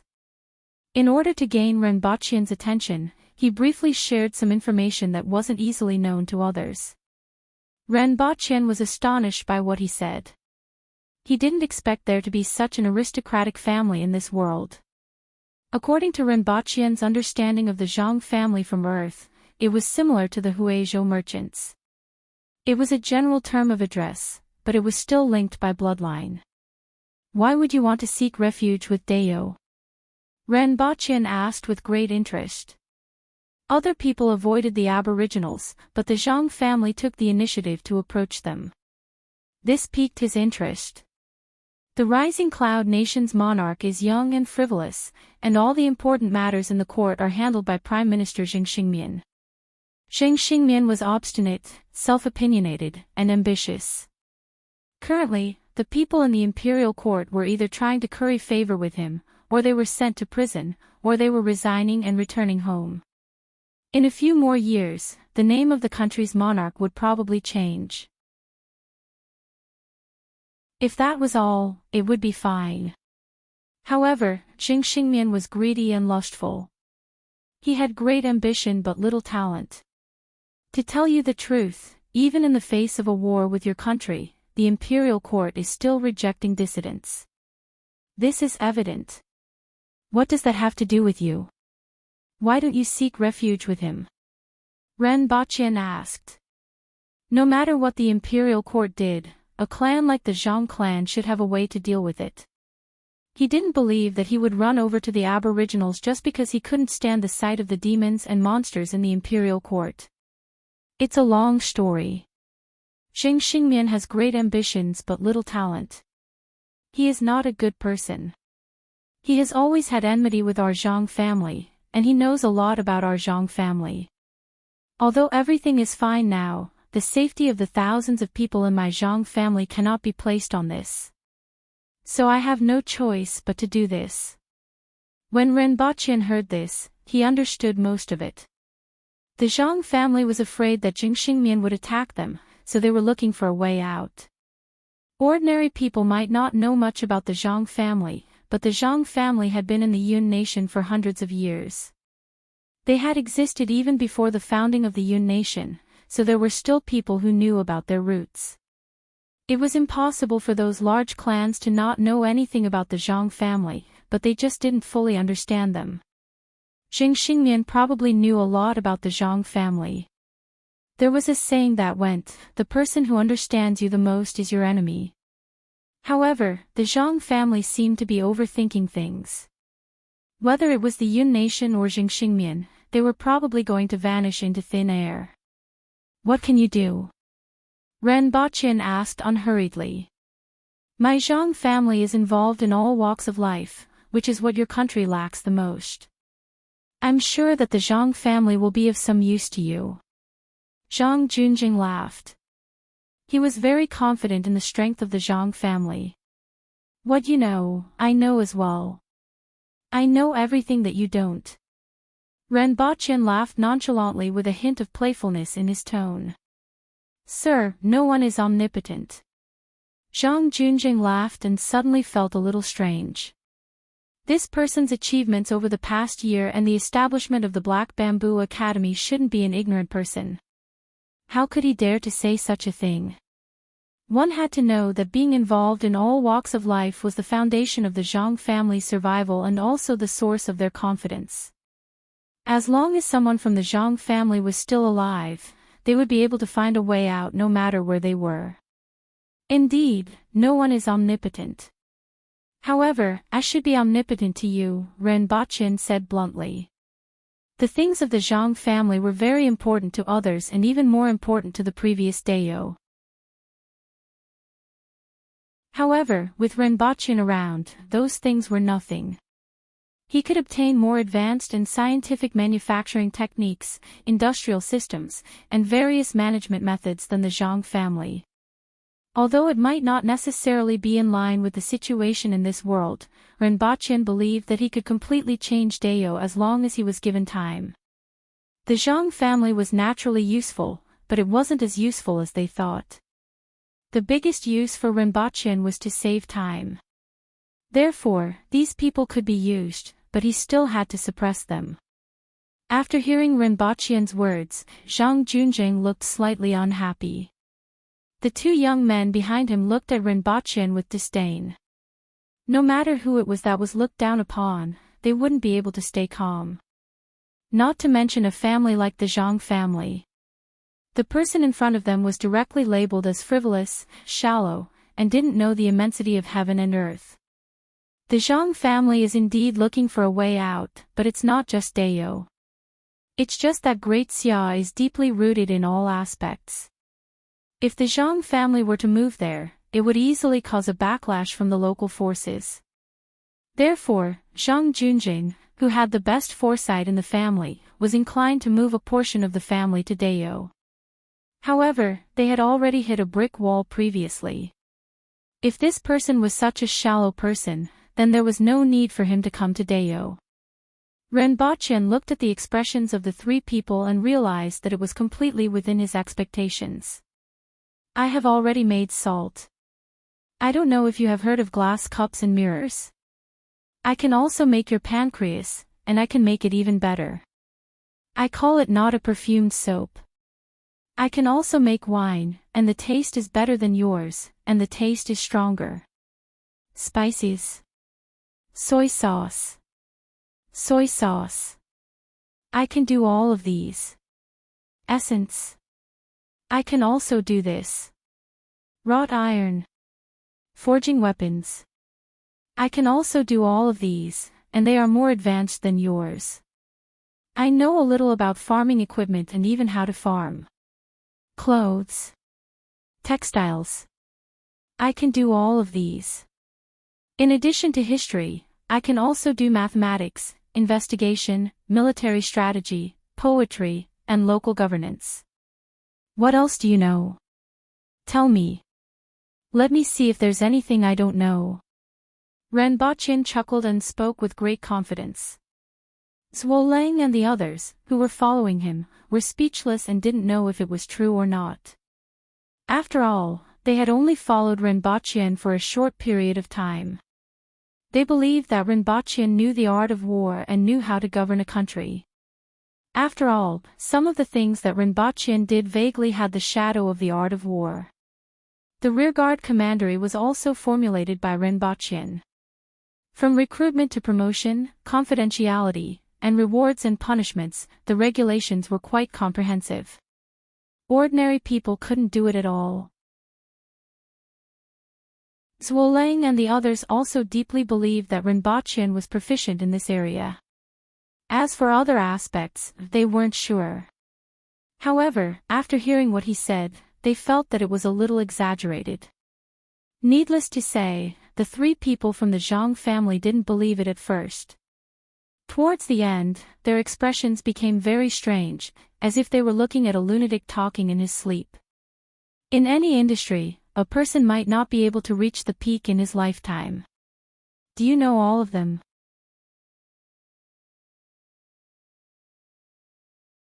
Chapter 571. In that case, it seems that Deo isn't a place for the Zhang family. Sorry for disturbing you today.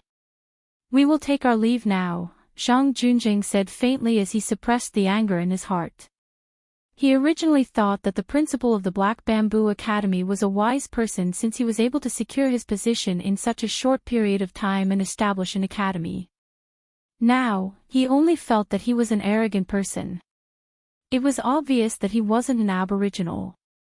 Perhaps he had learned some things from somewhere else, or perhaps he had developed this kind of arrogance after interacting with the aboriginals because of their stupidity. Therefore, he was an arrogant person. Such a person wasn't a good choice. No hurry. Seeing that the three of them were about to get up, Renbachian gestured with his hand, and the guards immediately pressed them down on the chairs. Among the three of them, only Zhang Junjing was an earth will expert. The other two were man will experts, so they naturally didn't have the strength to resist the palace guards. Zhang Junjing was even angrier. Since you have already said so, why can't we leave? Sir Ren, what other instructions do you have? Since we are useless to Sir Ren and Deo, why not let us leave? Zhang Junjing's voice was slightly cold. It's not that the Zhang family can't establish a foothold in Deo, but your expectations are too high. To those who have never seen brass, brass can naturally be sold as gold, but not to me. If I did so, I would become a great laughingstock. If the Zhang family can live a stable life in Deo, it won't be a problem. It can even be like how you live in the Yun nation, Renbachian said with a smile. Renbachian said with a smile. He already knew what the Zhang family was thinking after listening to the beginning. He needed some manpower, but he didn't want them to think too highly of themselves. Since Sir Ren is here, why do you need us? No, although I can do everything, I'm just one person with limited energy. I still need some manpower. You can also learn something from me as the foundation of the Zhang family, Renbachian said without any trace of politeness. Zhang Junjing almost laughed when he heard this. I wonder what Sir Ren can teach the Zhang family. Zhang Junjing emphasized the word teach. As for Zhang Heqi and Zhang Heju behind him, they were not as calm as he was. If it weren't for the guards holding them down, they would have already jumped up. But even so, a layer of ice still scraped off his face. In that case, why don't we take a gamble? You can choose 3, 5, or 7 industries or manufacturing methods to compete. As long as I lose one, it will be considered my loss. I will introduce you to His Majesty and guarantee that His Majesty will not behead you. How about that? When Zhang Junjing heard what Renbachian said, he wasn't happy. Instead, he was angry. The other party was simply too arrogant. Allowing him to choose as many as he wanted to compete, and if he lost even one, it would be considered his loss. What kind of courage did he need to say that? Did they really think that there was no one in the Zhang clan? One had to know that the Zhang family's roots were not in the imperial court, nor were they in any line of business. Instead, the Zhang family's shadow could be seen in most of the hundreds of lines of business in the Yun nation. Furthermore, the Zhang family had grasped the core of the business. It can be said that in the Yun nation, except for a very small number of things that are in the hands of certain families, there is nothing that the Zhang family doesn't touch. Although this kind of Zhang family wasn't widely known in the outside world, it was only because the Zhang family had always followed this method to continue the family line. Even if they encountered a great disaster, there would still be a day when they would rise again. However, this didn't mean that the Zhang family didn't have the strength. Sir Ren, since you have put it this way, I would be guilty if I were to decline. There's no need for too many, just 3. Zhang Junjing sneered. He couldn't even be bothered to ask what the other party's conditions were if he lost. Don't you want to challenge a few more? Is 3 enough? Renbachian naturally didn't care. Whether it was 3 or 30, it didn't make any difference to him. 3 is enough, Zhang Junjing said proudly. If he couldn't beat this person in front of him in 3 categories, then the Zhang family would be too incompetent. Furthermore, he was certain that he would win. As long as you think it's enough. If you lose, you will have to move the Zhang family over to Dayou to assist me and learn well. If you want to run away, you should know about the 9 pavilions, Renbaqin said unhurriedly. The Zhang family naturally won't do such a thing. Keeping our word is the foundation of the Zhang family, Zhang Junjing said. Furthermore, we won't lose. Zhang Junjing added resolutely. It's best to have confidence. Renbaqin smiled and didn't say it out loud. He wanted to say that ignorance limited their imagination. The time will be set in 1 month. As for what the bet is, I will inform you when the time comes, Zhang Junjing said. In the end, he was still a little cautious. He was afraid that the Aboriginals would capture craftsmen from the Yun Nation if he told them what the bet was. As long as he didn't say anything, the Aboriginals couldn't possibly capture craftsmen from all walks of life, right? Furthermore, there were many things that a craftsman couldn't know all of. For example, cloth dyeing, red, orange, yellow, green, cyan, blue, and purple. A craftsman might not necessarily know all of them. Therefore, as long as he informed the other party before the competition, the possibility of the other party cheating was eliminated. In that case, the Zhang family definitely wouldn't lose. Inform me when you are ready, Renbaqin said unhurriedly, got up, nodded at the other party, and walked down the restaurant with his guards. As for the food and wine, it was just a pretense, and he wasn't in the mood to eat. On the contrary, he was somewhat happy to meet such a family of fools. If everything went smoothly, he would be able to earn a batch of skilled workers. If the other party went back on their words, he would just kill them all after conquering the Yun Nation. After Renbaqin left, Zhang Heqi and Zhang Heju angrily said, "This person is too arrogant. Fifth uncle, are we really going to compete with him?" Zhang Junjing snorted. A competition is naturally a competition, and we can also let them see the capabilities of the Zhang family. As for what happens next, it will depend on Qi Zixiao. Qi Zixiao is the ruler of a nation after all, and he has his own plans. No matter what excuse he comes up with, he won't be easily deceived in the face of victory and defeat. However, Dayou isn't a good place after all.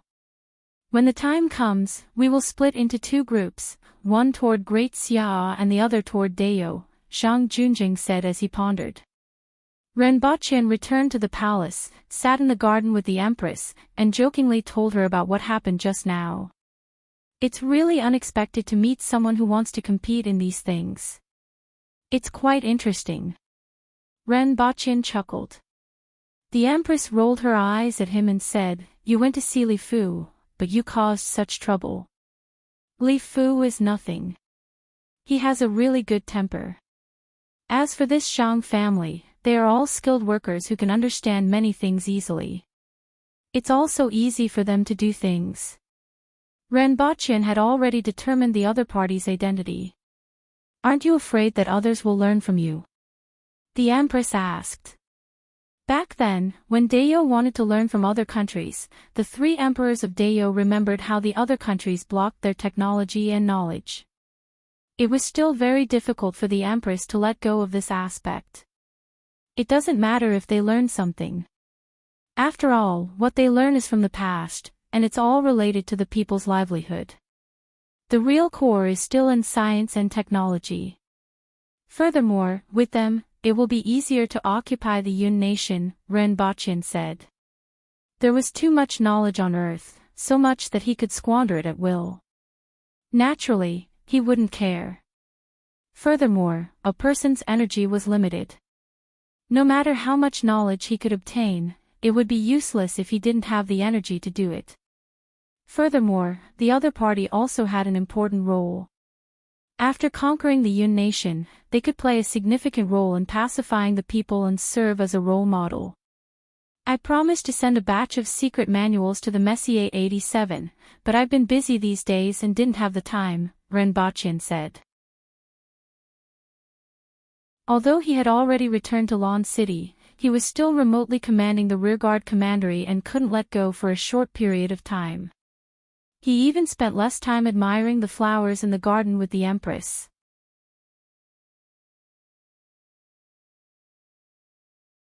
Chapter 572. Qingxin Palace Hall. Nothing seemed to have changed here. There were only 2 people in the huge hall. One of them was Librarian Lin, who had a fake cough, and the other was Lin Chaola, who was always sleeping.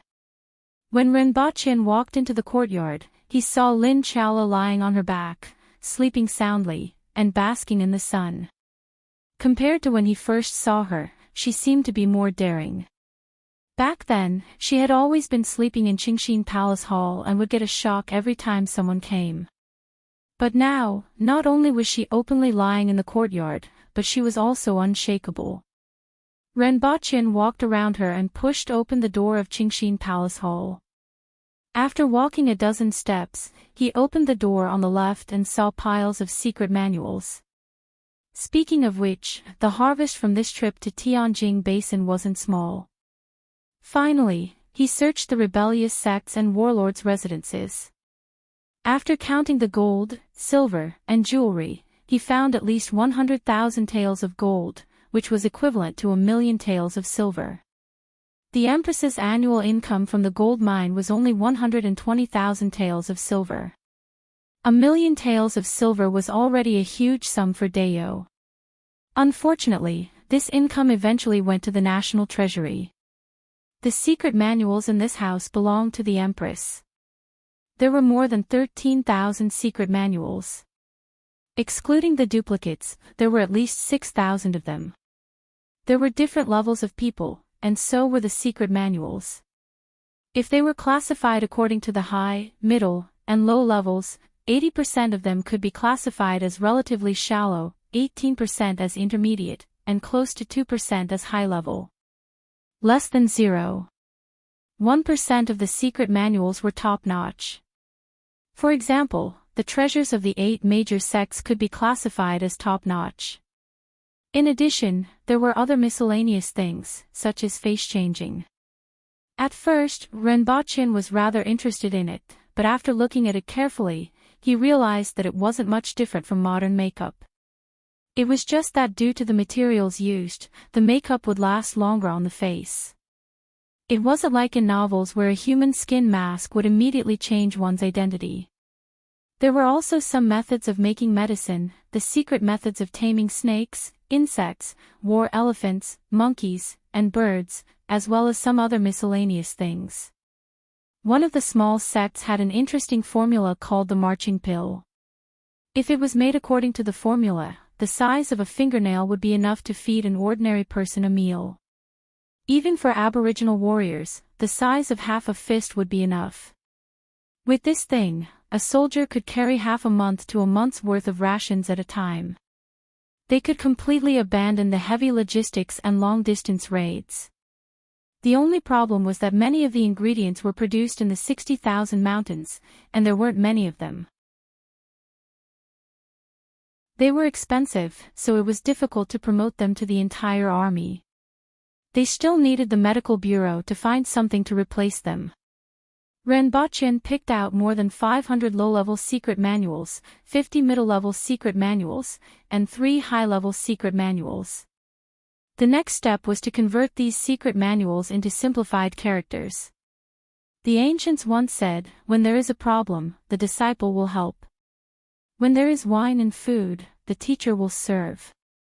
Is this filial piety? The ancients also said, "A filial son who has deep love must be amiable, amiable must be pleasing, pleasing must be graceful, pleasing must be gracious, pleasing must be gracious, pleasing must be gracious." When it is time to tell a story, the only thing that is difficult to listen to is lust. Serving is not enough to be filial. What it meant was, if there's a problem, the disciple will do it. There was wine and meat for teacher to eat. Furthermore, the disciple had to be amiable and happy. Even if you did it, if you didn't do it happily, that wouldn't be filial. The next day, Rinpoche gave them homework with a smile on his face. From today onwards, each of you will take 12 secret manuals back and convert them into simplified characters. Write one and hand in one. If there are any mistakes, do you see the flagpole outside? I will let you flutter in the wind and let loose. If you don't finish writing, not only will you flutter in the wind for a day, but you will also receive bullets. When the students from the Black Bamboo Academy heard this and looked at the stacks of secret manuals that Rinpoche asked people to move into the room, their faces turned green. Each of them had to be responsible for 12 secret manuals for 7 days. In addition, they had to attend classes in the morning. As a result, the lights in every student's room remained lit every night. 7 days later, 49 students with panda eyes and gritted teeth stacked the secret manuals in one room. 7 days. During these 7 days, everyone slept less than 4 hours a day. After 7 days, they began to doubt their lives. The only good thing was that after 7 days, their simplified Chinese characters were even better than Rinpoche's. After all, he had been using a computer for so long that he almost couldn't write. 3 days off. All of you have read about the steam engine in physics class. After 3 days, you will start learning how to build the steam engine. Rinpoche smiled as he took back more than 500 secret manuals and gave everyone 3 days off. It was time to build the steam engine. The steam engine could be said to be the beginning of the Industrial Revolution. Although the technology in this world hadn't developed to this stage, it would be very fast with its own impetus. After the steam engine was built and had its own thrust, the development of technology would take a leap forward in a short period of time. After hearing this, everyone directly lay on the table and didn't even have the energy to cheer. Their brains were almost emptied, and the steam engine was no longer in their consideration. That night, Rinpoche returned to Earth with the secret manuals. The 6-winged cavalry warriors and the tutor, Ding Jia, were drinking there. The 6 of them were mainly drinking, and Ding Jia was holding a glass of water and slurping it. 2 of them were bragging about how they had experienced storms and rainbows while the other 4 looked envious. Rinpoche grinned. Those 2 idiots. After he left, they went to look for a prostitute and ended up destroying her place. Then, they smashed her drug den. However, the physical fitness of these winged cavalry warriors was indeed too strong. Soft drugs like ecstasy and K-powder basically had no effect on them. That's right, they smashed the drug den because the ecstasy and K-powder sold to them weren't effective. They felt cheated. They didn't know what it was and only heard that it felt like they were flying after using it, lady boss. Seeing Rinpoche, the 6 tall and burly winged cavalry warriors stood up to greet him. Rinpoche picked up a decorative ornament and threw it at them. Boss. Only Ding Jia obediently called him boss. After all, an honest child was the most lovable. It's second boss. Rinpoche grunted, went upstairs to change his clothes, and called young senator. He asked someone to move the secret manuals into the car and called a winged cavalry warrior to follow him out. When he arrived at the underground garage of the Messier 87 department, Yang Sen was already waiting there with his men. When he saw that the back seat and trunk were full of manuals, Yang Sen was immediately shocked. The members of the Messier 87 department behind Yang Sen all gasped in unison. Although Rinpoche had promised them before and had already called them in advance, he still didn't expect there to be so many. One had to know that these were cultivation manuals. They weren't cabbages. Previously, when Rinpoche sent them the original version of the secret manuals, they usually stored them in a safe. Although they knew that these things weren't very rare for Rinpoche, they were still shocked to see him pulling a car full of them as if they were cabbages. Rinpoche was really generous this time. With these secret manuals, the deduction speed would be faster, and more types of martial arts could be deduced to suit different people. At the same time, they could better understand the cultivation system and the characteristics of each level through these secret manuals. When Renbochin returned, he gave Ding Jia a secret manual that had been improved by the nation, which was the kind that Renbochin had given to his parents. "This is for you. This is easier to learn and won't cause problems, but remember, don't spread it. If it spreads, you know the consequences. You will harm him and yourself."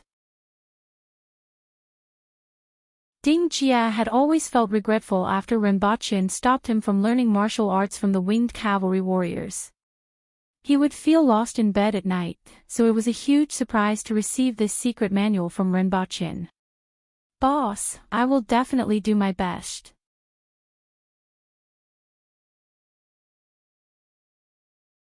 Chapter 573. The title of Aboriginal Barbarians was deeply rooted in the hearts of the people. However, this was only because the Aboriginals didn't have the concept of science and technology. Furthermore, the Aboriginals were so strong that they could solve most of the problems in this world with force. Therefore, in other aspects, they would rarely think about it. Although this saying wasn't entirely correct, it explained a lot of the problem. Because they were lazy, they wanted to use tricks and came up with all kinds of labor-saving methods. This was the prototype of machinery. However, after a period of studying the foundation of science and technology, physics, the students of the Black Bamboo Academy were no longer the traditional Aboriginals who only had muscles in their brains. Although they hadn't made a steam engine with the little knowledge they had learned due to their lack of vision and experience, they had made a pressure cooker. The ground in front of the row of students was splashed with mud. "What I want is a steam engine. Can you make a pressure cooker for me in 12 days? Ha!" Looking at Renbochin, who was brandishing the .81 rifle, the students standing at the front were all smiling mischievously. "Teacher, we are already halfway there. With the intake pipe, pistons, shunt box, connecting rods, and crank wheels, it will be a simple steam engine." Sure Gon vowed. "I don't believe you." Renbochin was so angry that he almost laughed. "Someone, hang all of them on the flagpoles. Let them flutter in the wind and find themselves." Renbochin said angrily. "Who dares to hang me?" Tong Lan, the little Lolita, immediately exploded and jumped 10 feet high. "Sir, we don't have enough poles."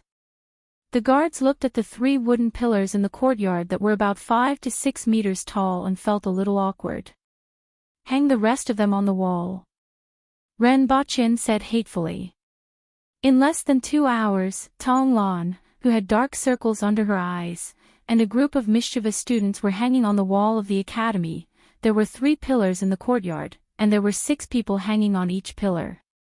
Some of the palace guards who were passing by laughed out loud when they saw more than a dozen people hanging on the pillars and a row of people hanging on the wall. Renbochin strolled back to the palace. The Empress had just finished her morning court session and casually asked him when she saw his dark face. After hearing what Renbochin said, the Empress chuckled. "You have to put some thought into teaching your students.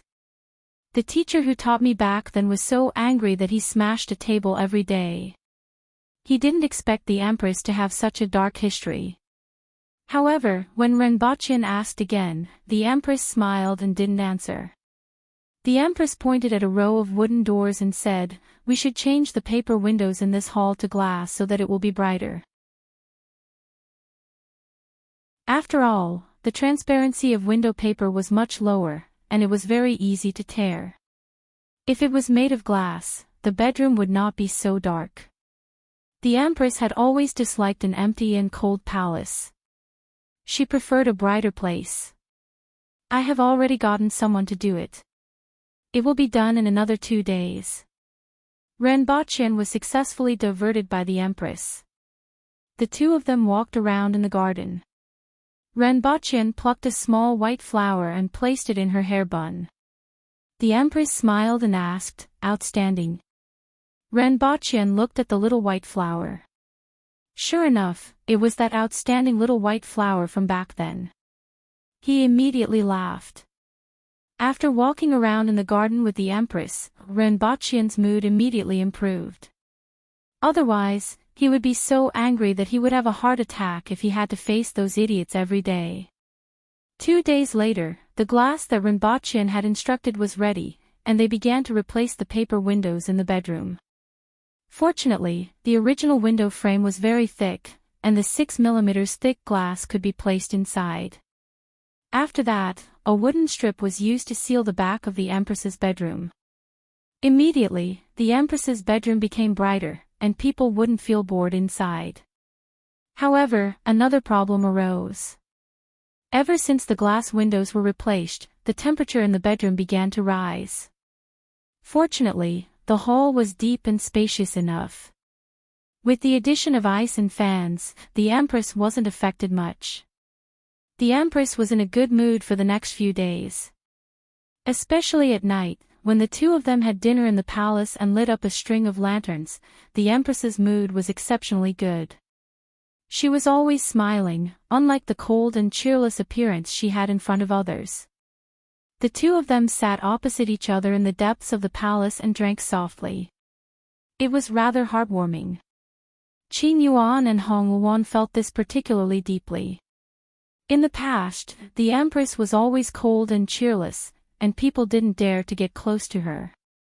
The Empress today was like a completely different person compared to a year ago. Even though she still looked cold and cheerless at other times, she was a little better than before and wouldn't get angry easily. With Principal Ren by her side, the Empress smiled more often. Even if she didn't smile, her face wouldn't be cold. She gave off a much gentler vibe and was easier to get close to. After replacing the glass windows in the Empress's bedroom, the next step was the throne room. A few days later, when Tong Jingye went to court, he saw many people standing in front of the throne room whispering to each other. He was wondering if some unlucky fellow had offended the Empress and gotten whipped. As a result, he walked forward with his legs crossed, raised his head, and followed everyone's gaze. He was stunned. There were a total of 12 doors in the throne room. Usually, only 6 of them were open, and everyone couldn't be more familiar with them. However, at this moment, the paper windows on the 12 doors of the throne room had disappeared. What's going on? Tong Jingye was a little puzzled. Why did Her Majesty remove the paper windows? Could it be that it's so cool? Qin Chuan and Tong Jingye arrived one after the other. Seeing that everyone had stopped, they didn't stop. Instead, they walked forward with their legs crossed, stretched out their hands, and patted the originally empty paper windows. Crash! The main door was inlaid with a piece of glass. At this moment, it shattered into countless pieces and fell to the ground. Qin Chuan was dumbfounded. He looked at his hand and then at the door. This time, everyone finally discovered the problem. There's something on it. Is it crystal? It's worth a lot. I'm afraid Sir Qin is going to get beaten up. Where did so many large pieces of crystal come from? Furthermore, they're so thin that you can't see them if you don't look carefully. Is this the thing called glass that Principal Ren made? Tong Jingye immediately thought of the glass factory outside the city. However, that factory belonged to the imperial family, and he was only responsible for finding some craftsmen. He didn't know much about what happened after that, but he knew that it was making a transparent crystal-like thing. After pondering for a while, Tong Jingye looked at Qin Chuan with evil intentions and laughed mischievously. Qin Chuan's face darkened when he heard everyone gloating over his misfortune. Sir Minister, you're amazing. Lian Liang from the Department of the Army gave a thumbs up. With a black face, Qin Chuan sent Lian Liang flying with a kick. A moment later, the Empress entered the door and discovered that the glass had been broken less than a day after it was installed. She immediately raised the corner of her eyes and emitted a murderous aura. Then, the culprit, Qin Chuan, was sent flying out of the throne room by the Empress with a kick. A few days later, another glass shop opened in Lan City for the imperial family, and it was immediately overcrowded. P.S. Follow the official WeChat account. Limioxis 666.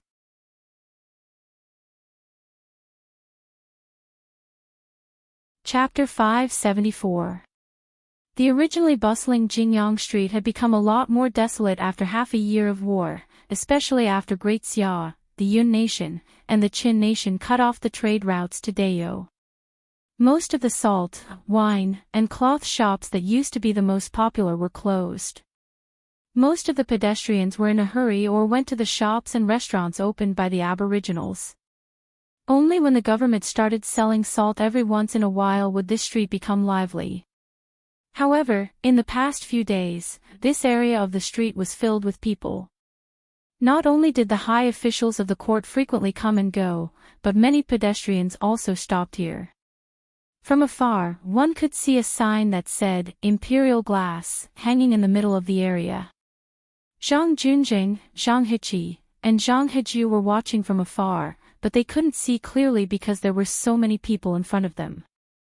Zhang Heqi pointed to the front and said, "Fifth uncle, it's there. You said that it's filled with transparent glassware. I remember that there were aboriginals peddling similar goods in the country half a year ago. Later, they were robbed by the warlord of Qingfeng City, Yi Ku. A month later, Yi Ku's entire family was wiped out, and the glassware was taken back. According to what you said, those glassware are cheap.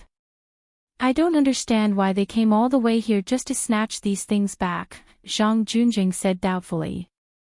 He would never have imagined that when Renbaqian saw the things that Hongbao snatched back, he felt like 10,000 alpacas were running and jumping in his heart. At that time, Renbaqian felt like kicking Hongbao to death. Renbaqian asked them to plunder other people's treasure troves, even if it was just some silver.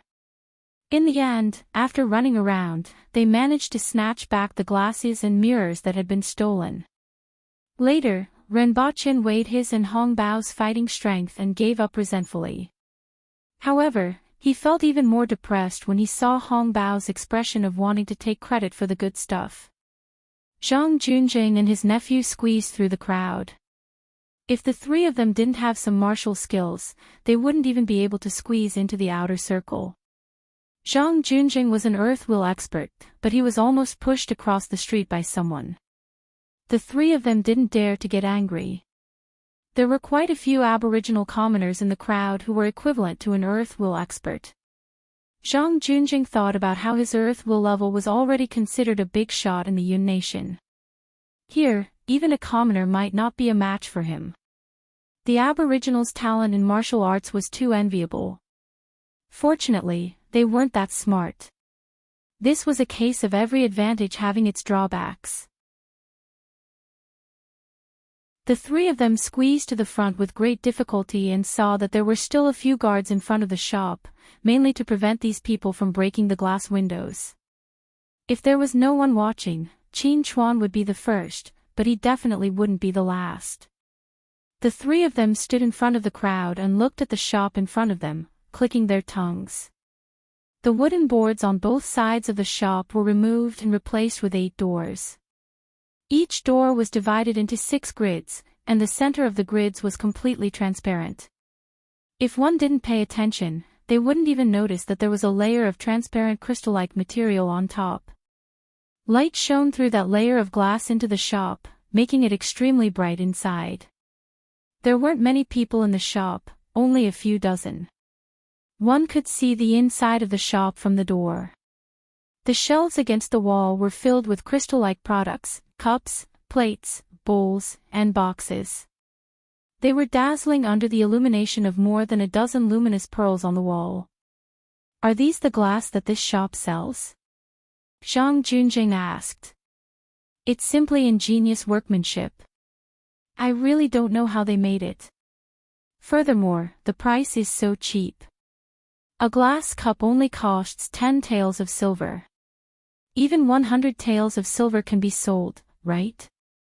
Zhang Heqi, who had been here once before, said incredulously. This was the first time he saw someone selling something that could be sold at a high price at a low price.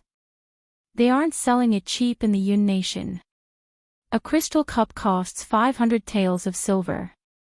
It seems like the cost of this kind of glass is very low. That Principal Ren is still quite capable, Zhang Junjing said faintly. Fifth uncle, about the bet. Zhang Heju asked softly. Don't worry, the people are already on their way. They are the best craftsmen in the Zhang family. Zhang Junjing's lips moved slightly, and an extremely weak voice was transmitted to the two of them. A moment later, as people started to come out, the three of them were let in. After entering the shop, the three of them felt a cooling sensation. They saw ice basins filled with ice cubes placed in the corners of the shop. Nowadays, there were dozens of shaved ice shops in Lon City, so ice wasn't rare anymore. The three of them didn't pay too much attention to it and focused all their attention on the glassware on the shelves. How much does this cost? Zhang Junjing saw a set of transparent teapots and teacups. He was extremely happy and asked the people in the shop, 800 taels. A lady in the shop glanced at him and said, So expensive. Zhang Junjing was astonished. A transparent cup costs 10 taels, yet this set of tea set costs 800 taels. How much does this cup cost? Zhang Junjing pointed at a cup and asked, 150 taels. The lady replied. Following her words, the rest of the people in the shop turned to look at the cup and were somewhat astonished. Then, they looked at Zhang Junjing and thought about the price they just asked. They began to wonder if there was something wrong with their ears. However, after someone whispered a few words into their ears, the rest of them immediately burst into laughter and felt extremely delighted. Zhang Junjing looked at Zhang Heqi, who was also astonished and asked, This isn't 10 taels? The lady smiled at the three of them in a very formal manner and didn't reply. Zhang Junjing thought for a while, then pulled a long face and said, Let's go. Fifth uncle, when I came here previously, I clearly saw them selling it at 10 taels, Zhang Heqi said indignantly after leaving the crowd. They sold it to the aboriginals at 10 taels. Zhang Junjing said gloomily. He couldn't suppress the anger in his heart. Previously, it was always the people from other countries who increased the price when selling things to the aboriginals. He didn't expect this group of barbarians to reverse the situation. It was really infuriating.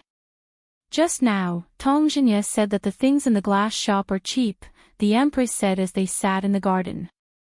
It's not cheap anymore. Ren Baqian shook his head. If it's any more expensive, they will find trouble with me in the future. The cost of making glass was very low. Selling a glass cup for 10 taels of silver was already a sky-high price. For an ordinary official in Dayo, the monthly salary of a supervisor in the Beast Park was only about 6 taels of silver. 2 months' salary could only be exchanged for such a cup. Those who could afford it were also the big shots in the imperial court. Sooner or later, glass would become a cheap commodity that ordinary people could afford. At that time, those big shots in the imperial court who were buying glass products would realize that they had been cheated. One could imagine the reaction of these big shots when they realized that they had been cheated. At that time, there would be people who would challenge him every day.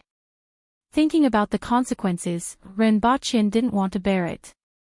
As long as the sales of glass products go up, the profits won't be low. For those custom-made glass, one window costs at least 6 yuan, which is 60 taels of silver. 2 windows in an ordinary house cost 120 taels of silver. Including the door, it would cost about 200 taels of silver. Which of those adults didn't have 8 or 10 rooms? Also, glassware. These things are fragile and will be consumed quickly. As he spoke, he felt a little regretful. In fact, I originally wanted to use the glass to make a fortune in the Yun nation and Great Xia. Unfortunately, it was ruined by this sudden war. Fortunately, I can sell it to them at a high price in the future. As long as they don't learn how to make glass, they will have to pinch their noses and accept it no matter how expensive it is. It's just that I can't sell a cup for 500 taels of silver anymore. They've taken advantage of us so many times in the past. It's time to return some of it. The Empress thought of those hateful foreign merchants in the past. She then thought about how they would pinch their noses and buy things at high prices in the future. She immediately felt great. Yes, you have to pay for what you have done. Renbachien laughed as well. Even if they don't use glass, they still have mirrors, soap, clocks. They will spit out the money however they eat. The Empress thought about it and felt disgusted by his words. She pinched his ear with one hand and twisted it. P.S. Follow the WeChat official account, Limiox is 666.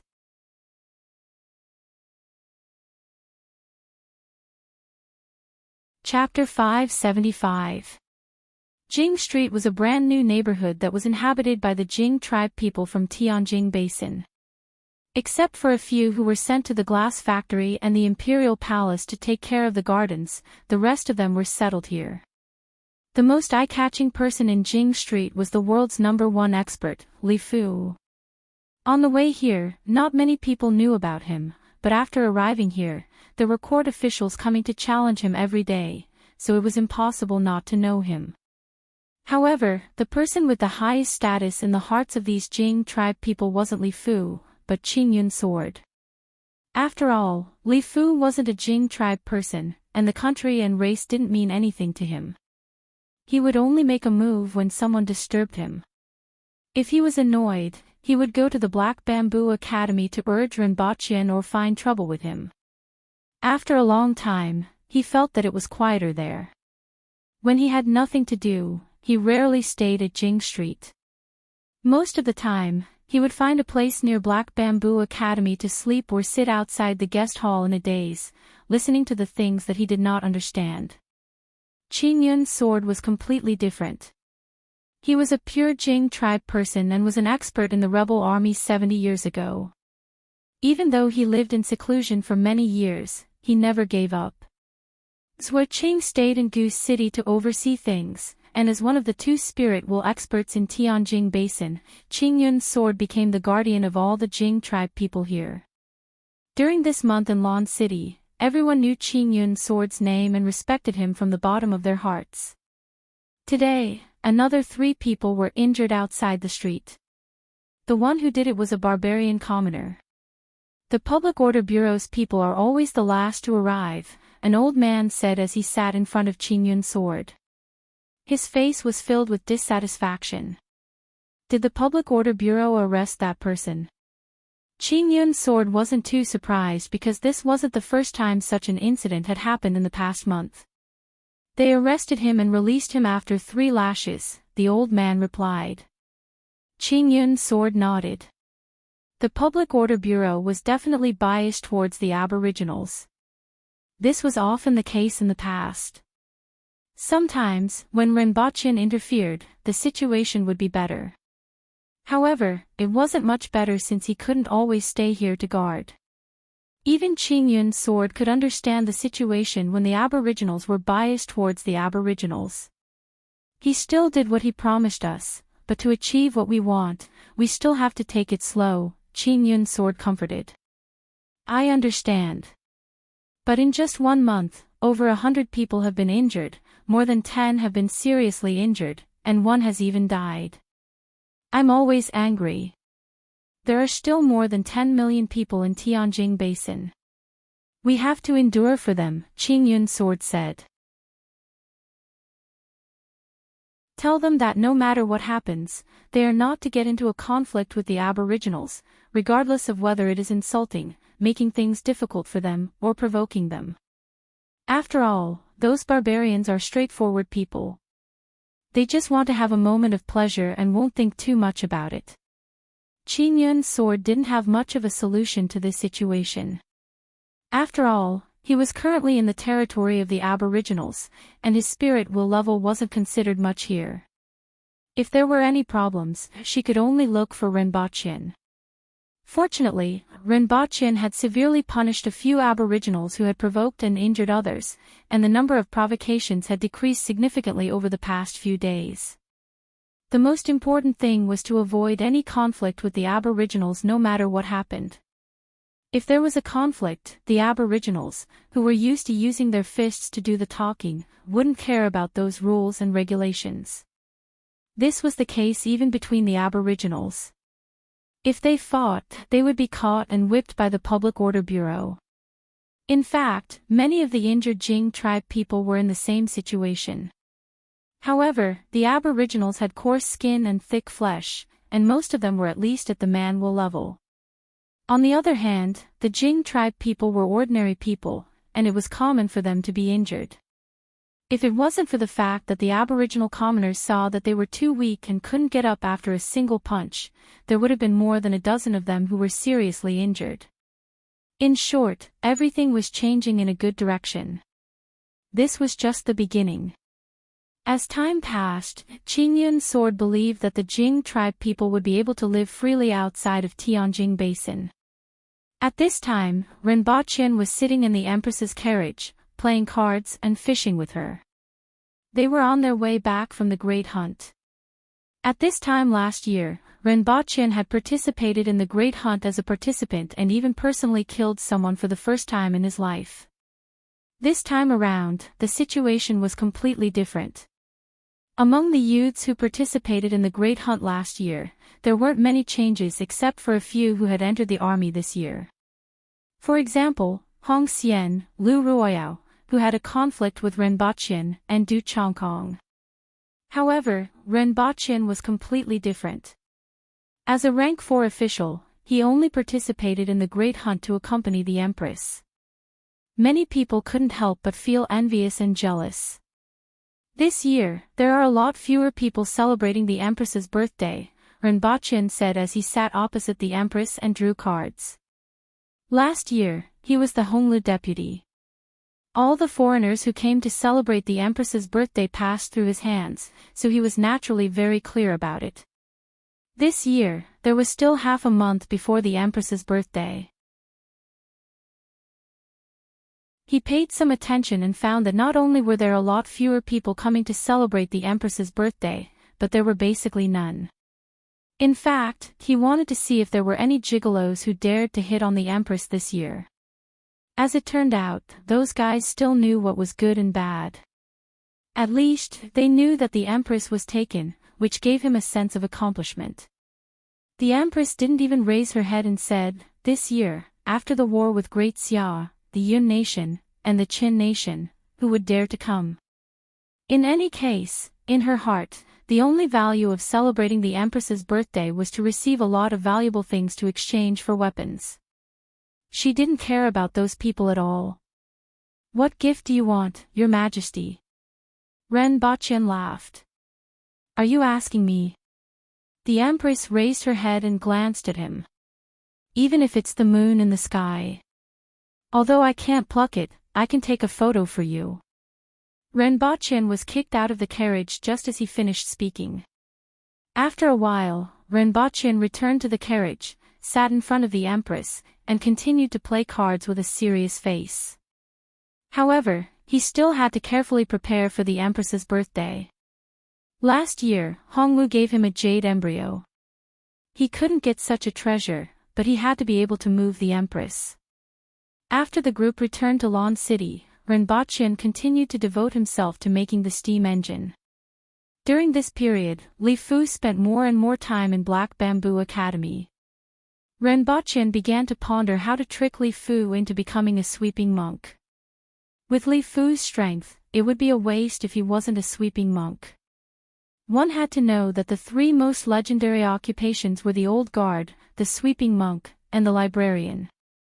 Rinpoche was determined to build Black Bamboo Academy into the world's top educational institution. At that time, even an old sweeping monk would be the world's #1 expert.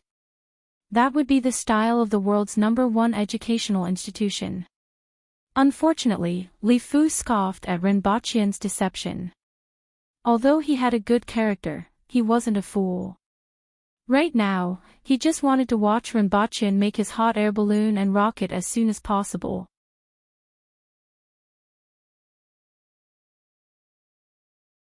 Chapter 576. This time, it was at a restaurant on Jingyang Street. Sir Ren, the people from the Zhang family are here. The competition can begin at any time. Zhang Junjing cupped his hands. Let's do it in 2 days then. What do you want to compete with? Renbochin was fiddling with a small box in his hand. He took a deep breath, opened his mouth, and spat out a mist with the fragrance of fruits. Even his face couldn't be seen clearly. It was as if he was a spirit from a supernatural story that was puffing clouds and spitting out mist. This made Zhang Junjing and the other two stare at the box in Renbochin's hand. Sir Ren, may I ask what this is? Zhang Junjing couldn't help but ask curiously. A small thing. We call it steam cigarettes. Renbochin fiddled with the box in his hand and placed it on the table. In fact, this kind of thing had existed on Earth for a long time, but he hadn't paid much attention to it. Once, on his way back, someone passed by smoking this kind of thing. At that time, he felt that it was quite fragrant, so he went to a steam cigarette shop to have a look. Then, he felt that the ice-cold fruit-scented tobacco oil in this steam cigarette was simply too comfortable. Especially in a hot place like Dayo, one puff made his throat and lungs feel cold, and his mouth was filled with the sweet and fragrant taste of the fruit. After a few days, he couldn't bear to part with this thing. Zhang Junjing didn't know what Rinbochin meant after hearing the name. He looked at it a few more times before looking back at Rinbochin and asked, Sir Ren, is the bet still the same as before? Of course. If I lose, I will introduce you to Her Majesty and guarantee it. If you lose, the entire Zhang family will move to Dayo to make a name for themselves. They can also learn from me. Speaking of which, you have made a huge profit. Renbochin emphasized the entire Zhang family. No matter how one looked at it, the Zhang family had indeed made a huge profit. The Yun nation was on the verge of capsizing. If they hadn't found Renbochin at this time, they wouldn't have received such treatment when the Yun nation was destroyed. Not to mention, they could learn something from Renbochin. Even if it was just some production techniques, it would be enough to benefit the Zhang family. Zhang Junjing didn't comment on this and said, there must always be a witness to the competition. Her Majesty will be the witness. Renbochin laughed. The other party had set the time for the competition at this time because they wanted to make a name for themselves during the Empress's birthday celebration. Zhang Junjing smiled. With the Empress as a witness, this competition was the best opportunity to showcase the strength of the Zhang family. The 3 segments of the competition aren't complicated. However, it was not easy to do these 3 things well. The first round is dyeing cloth. There are 7 colors: red, orange, yellow, green, cyan, blue, and purple. We are competing on durability and not fading. After all, it was not easy to dye a durable fabric that did not fade easily. Although each dyeing house had their own methods, there were differences in the results. This was also a very direct way to determine the winner and loser. The reason why he didn't mention the purity of the color was because there was no standard for the purity of the color. It depended entirely on the individual's preference. This could be faked, but the degree of fading could not be faked. After entering the water, he could wash it with his pancreas, and it would be easy to distinguish. Another reason was that dyeing the cloth would take at least half a month. The Zhang family had a special method to dye the cloth in a short period of time, but the color wouldn't be as good as the cloth that was dyed in half a month. Therefore, Zhang Junjing was very confident in this competition. It would be pretty good if the other party could dye the cloth in such a short period of time. After speaking, he carefully looked at Rinbochin's expression and felt a little disappointed when he saw that Rinbochin didn't have any reaction. He didn't know if the other party was really confident or simply didn't understand the difficulties involved. The second segment is to make springs. Zhang Junjing paused for a while before continuing. Springs. Ren Baqian pondered over these two words. He didn't expect the Zhang family to actually know how to make springs. This was a little unexpected. Twisting a spring in one's hand required a lot of strength. He had always thought that Great Xiao's crossbow battalion used springs, but later discovered that they were multi-strung and fired a row of arrows at a time. As a result, he had never had any expectations for the spring technology of this world. The biggest problem with springs was the material, which was the biggest problem that limited the development of springs. Since the Zhang family had brought it up, they must have a certain standard in this area and might have unique materials. Not bad.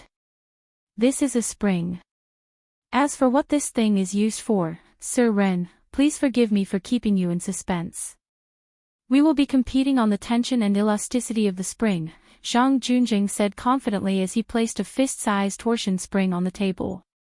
This was the latest technology from the Yun Nation. The ballistas used on the battlefield in the Yun Nation were made of this kind of torsion spring. Although he knew that Rinpochen had a small explosive device, he believed that a ballista that could fire 100 bolts at a time and had a range of 200 steps would definitely interest Qi Zixiao. Ren Baqian looked at the torsion spring on the table.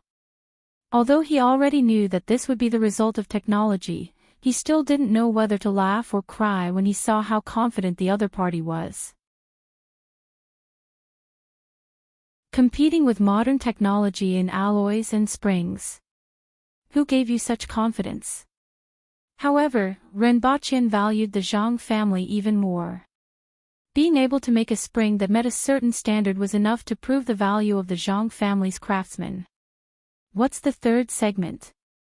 Ren Baqian asked faintly as he placed the spring on the table. Brewing wine. Sir Ren said that he knew how to brew wine, and the Zhang family also has a certain level of knowledge in brewing wine. We will use the same type of wine as the base, process it again, and compete to see how strong the wine is, Zhang Junjing said again.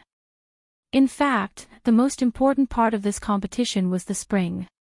He was well aware of the difficulty of making this kind of spring.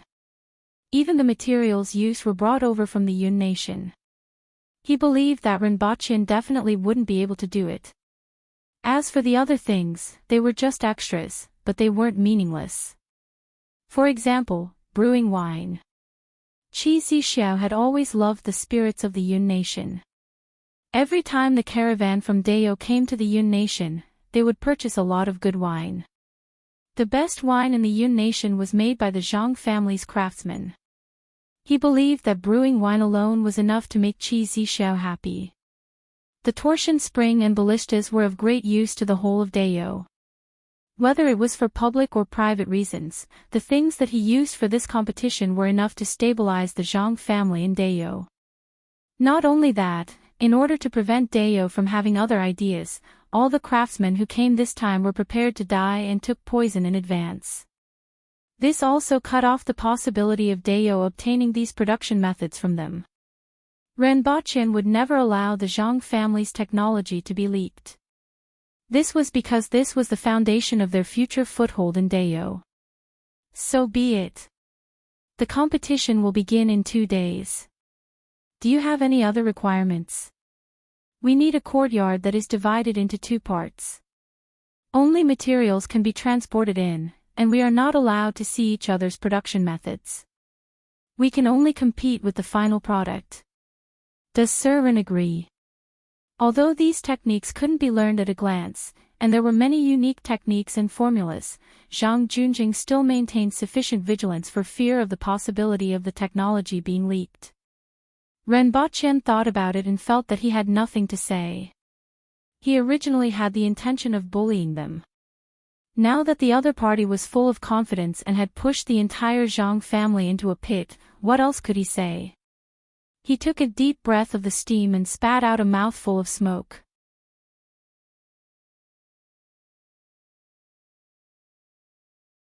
Chapter 577. The competition with the Zhang family was decided by Renbaqian and the Empress.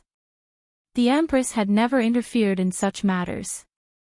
After all, she knew nothing about craftsmen. In fact, in her opinion, Renbaqian was enough.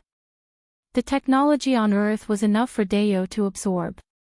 Although she hoped to see such a grand occasion sooner, she knew that many things had to be done step by step. Therefore, she let Renbaqian do it. After informing the Empress, Renbaqian greeted Tong Xinye. In the end, Tong Xinye only watched as Renbaqian puffed out mouthfuls of smoke from the beginning to the end. After Renbaqian finished speaking, Tong Xinye snatched the steam cigarette and asked how it was used.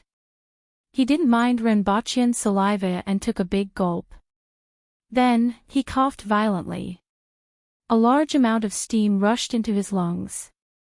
This impact made it difficult for Tong Xinye to adapt to, but he refused to let go after a while. He liked this kind of thing that could show off. Seeing this, Renbaqian could only spread his hands. In any case, this thing had already been eaten by Tong Xinye, and he didn't want it anymore. Sure enough, early the next morning, Tong Xinye was already waiting outside the palace. He held Renbaqian's steam cigarette in his hand and puffed out clouds of mist. Not long after, it was as if he was surrounded by clouds of mist and couldn't even be seen clearly. Another morning, outside a house in the east of the city, Zhang Junjing and Renbaqian met. Both of them smiled, and the content of their smiles was roughly the same. Renbaqian and the Empress came out of the palace at the same time, but Renbaqian was one step ahead. In the time it took to drink a cup of tea, the Empress arrived in front of the house accompanied by a group of guards. Behind her were Tong Xinye, Shi Qing, and a few others. "Greetings, Your Majesty." Commoner Zhang Junjing, Zhang Hiqi, Zhang Hiju, greets the Empress of Deo. Sitting in the carriage, the Empress looked at Zhang Junjing and his nephew, nodded slightly, and asked coldly, "Are you from the Zhang family?" Last year, the three of them gave her a generous gift, but she had completely forgotten about it. "Yes, I am." "Yes, do well in the future. Deo is going to change, and there will be a place for all of you to use your skills." The Empress nodded. Ever since she went to Earth, she had been paying more and more attention to the craftsmen. The development of Earth had proven the usefulness of craftsmen. "We will definitely work hard."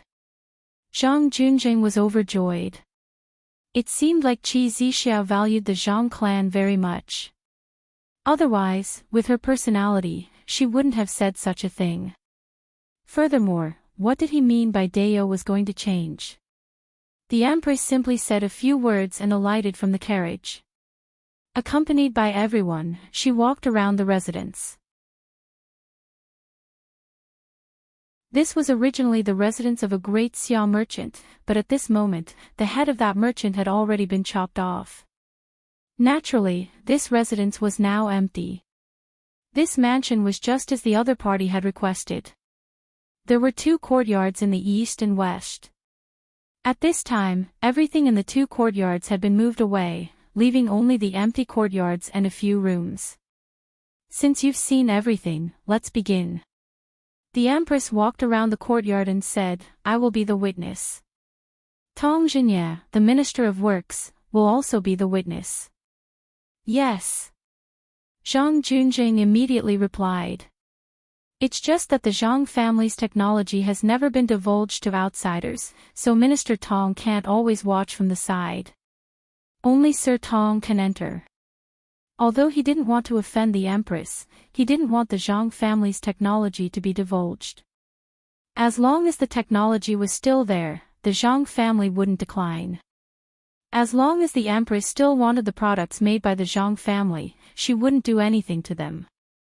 "You are really careful, but..." the Empress said faintly. She then glanced at Renbaqian and walked out without looking back. "You may begin. I will come back to see the results of the competition after it's over." After the Empress left, Renbaqian turned to Zhang Junjing, smiled, and said, "Let's begin. I believe all of you are ready in 1 month. Of course. Zhang Junjing nodded, turned his head, and whispered a few words to Zhang Heqi. The latter then left. Not long after, carriages covered in black cloth came from the other side of the street and entered the east courtyard. Only one carriage stopped. After opening the cloth, there were 10 jars of wine inside. After opening all of them, Ren Baqian took a whiff and sent half of them back to the courtyard. Sir Ren, the wine will be brewed for the second time using this as the base. As for the rest, I won't show them to you. Zhang Junjing cupped his hands. As you wish, Ren Baqian replied faintly. He didn't need to think to know that the carriages were all related to the 3 competitions. He hid them so tightly because he was afraid that Ren Baqian would steal them. Although Zhang Junjing was cautious enough, he was wrong from the beginning. Ren Baqian really didn't care about his technology. Who had ever seen a billionaire steal money from a beggar's bowl? In this regard, Ren Baqian had sufficient confidence in Earth's technology. Furthermore, Zhang Junjing had indeed placed too much importance on these technologies and the Zhang family. He even dared to say such things in front of the Empress and Tong Xinye. He would rather take the risk of Tong Xinye making things difficult for the Zhang family in the future and firmly hold on to these technologies. He actually dared to do this when the Zhang family was in a bad situation. Did he really think that the Zhang family was indispensable to Dao, so he was fearless? Sir Ren, the time limit is 5 days. Minister Tong, I will take my leave now. Zhang Junjing cupped his hands at the 2 of them, went to the east courtyard, and closed the door tightly. Humph. Tong Xinye sneered. The Zhang family only had eyes for Her Majesty. If Qin Chuan was here, he would have drawn his sword and chopped him. Sir Tong, the craftsmen and materials that I want should be here soon. Ren Baqian turned his head and said to Tong Xinye, who was still standing at the same spot. They will be here soon. Sir Ren, you only have 5 days. The other party has obviously prepared all kinds of tools. You won't lose now, right? Tong Xinye asked. Take a guess, Sir Tong. Do you want to make a bet? Ren Baqian changed the topic. Seeing that you are full of confidence, I won't argue with you. I'm just saying casually. If Sir Ren loses, it won't look good for Her Majesty. Tong Xinye laughed. He wasn't a fool. He knew more than anyone else about the various things that Ren Baqian came up with. Besides Ren Baqian and the Empress, the person who had the most confidence in Ren Baqian was him. After a while, carts of materials and a team of craftsmen entered the west courtyard. Zhang Heqi even stuck his head out from the top of the wall to take a look. In the end, he saw Ren Baqian looking at him with a smile, so he retracted his head. Ren Baqian strolled into the courtyard, gathered the craftsmen, took out the blueprints, and began to assign tasks. These blueprints were made by professionals. According to the limitations of this era and the time constraints, these production plans were already the best choices. That afternoon, the sounds of assembling items in the Zhang family's courtyard stopped, and thick smoke rose from the courtyard. The next day, the fragrance of wine wafted out from the courtyard, and at the same time, the sound of forging iron could be heard. In the west courtyard where Ren Baqian was, there was still the sound of hammering and sawing wood. Even the tools weren't ready. Fifth uncle, we will definitely win. Zhang Heqi and Zhang Heju couldn't help but say as they listened to the sounds in the courtyard next door. At this time, both the east and west courtyards were busy. Although the east courtyard was busy, everything was in order. The craftsmen of the Zhang family worked separately and didn't disturb each other. In the west courtyard, it was a mess. One by one, the craftsmen were working on the blueprints given by Ren Baqian.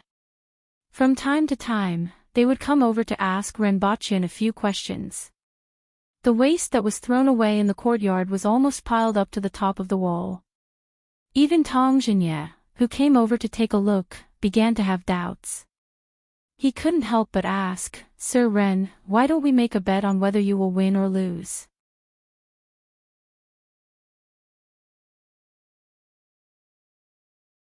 Chapter 578. What are we betting on? Ren Bachyan asked with a vexed look on his face. He tried his best to look anxious because of the progress. "Looking at your expression, I know that you already have a plan in mind and want to deceive me." Tong Jingye didn't buy it at all. He carefully observed Ren Bachyan's expression and immediately snorted disdainfully. Ren Bachyan looked at Tong Jingye with a headache. Who said that the aboriginals were honest boys? This old man only looked honest and straightforward. "Do you want me to scout out the enemy for you?" Tong Jingye laughed. "If Sir Tong has nothing better to do," Ren Bachyan replied noncommittally. I'm just saying. I have confidence in Sir Ren. If I go, they will look down on Sir Ren." Tong Jingye laughed it off. This time, Ren Bachyan was really itching. Was this old man here to tease him today? Ren Bachyan was even more convinced when he saw Tong Jingye walk out with his hands clasped behind his back, humming a mountain tune as he walked. Ren Bachyan pondered for a long time but couldn't figure out how he had provoked Tong Jingye recently. Since he couldn't think of anything, he decided not to think about it. Ren Bachyan strolled back to the house, took out a few bundles of different thicknesses, and threw them to the blacksmiths. The blacksmiths were extremely surprised after trying the spring steel wire that Ren Bachyan took out. Even though they hadn't come into contact with modern alloys, they could tell that the steel wire that Ren Bachyan gave them was completely different from anything they had seen before. After wrapping the steel wire around the arm a few times and loosening it, the steel wire actually bounced perfectly straight and wasn't out of shape like ordinary steel. Not to mention the fact that there was no irregularity in these steel wires at all. They were of the same thickness from the beginning to the end, but there were no signs of hammering. This made the blacksmiths feel as if these steel wires were made by nature and not by human hands. Not long after, the sound of hammering could be heard in the courtyard. However, a new problem quickly emerged. This steel wire would become brittle or have other problems after being heated and hammered. Although they might find a solution if given some time, time was what they lacked the most at the moment. "It's okay, I'm just letting you try it out." Ren Bachyan waved his hand and smiled in response to the blacksmith's doubts. He had already known about this before.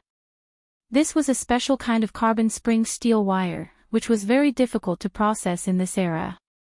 After secondary processing, it was easy to change the free gas and carbon content in the steel wire, and at the same time, change the performance of the steel wire in all aspects. What he had brought was just a cover-up.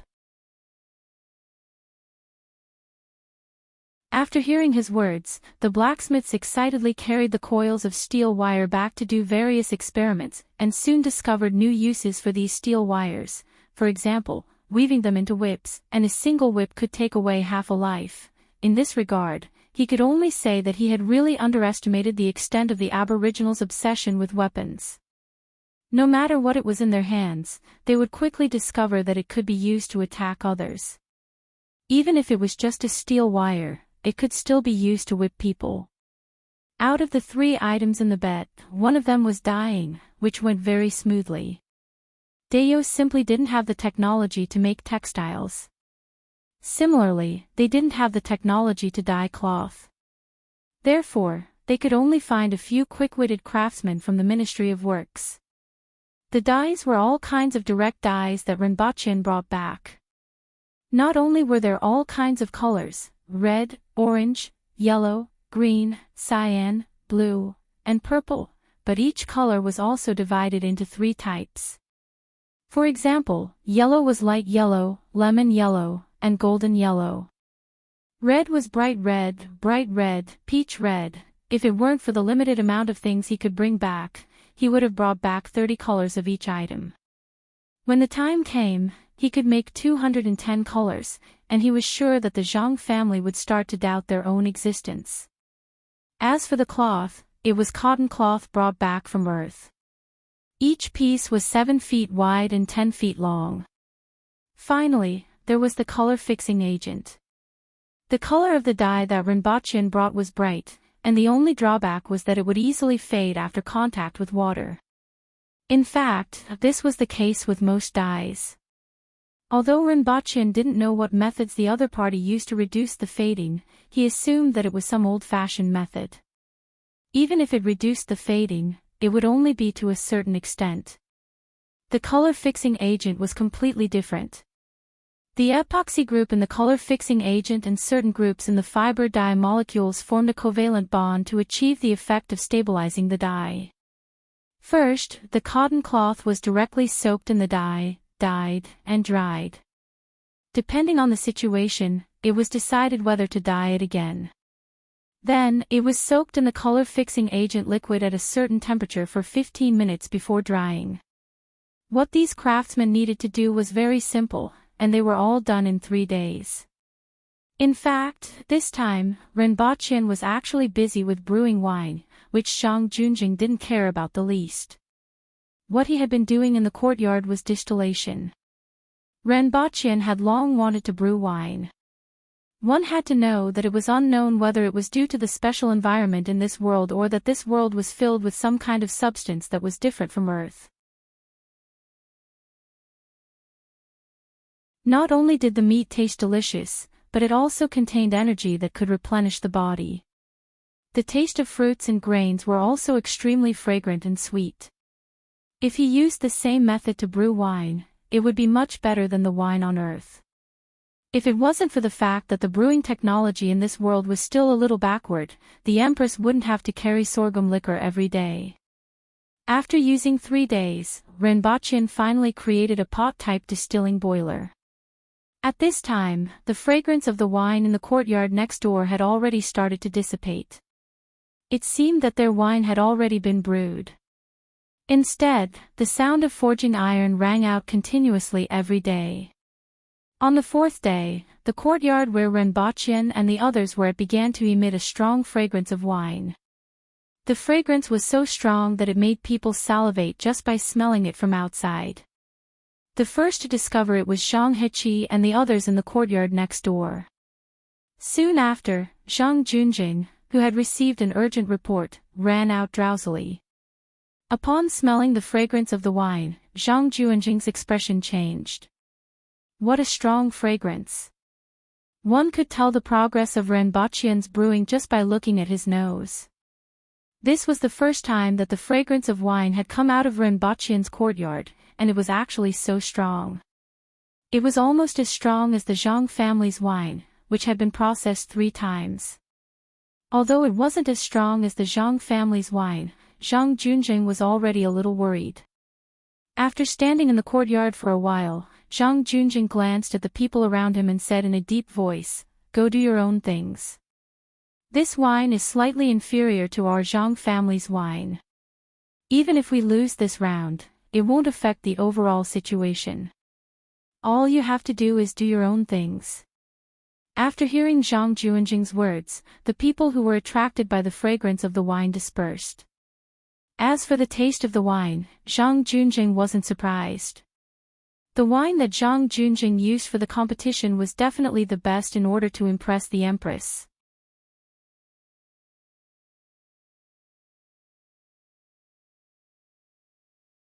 Chapter 579. Rinpoche, who was in the courtyard, was a little surprised. The aroma of this wine was mellow and had a hint of fruity aroma. One had to know that the base wine was provided by Zhang Junjing, so it should have been made by the Zhang family. Rinpoche had been focusing on increasing the intensity of the wine and didn't pay much attention to the original base wine. However, this aroma made him realize that the Zhang family was indeed skilled in brewing wine.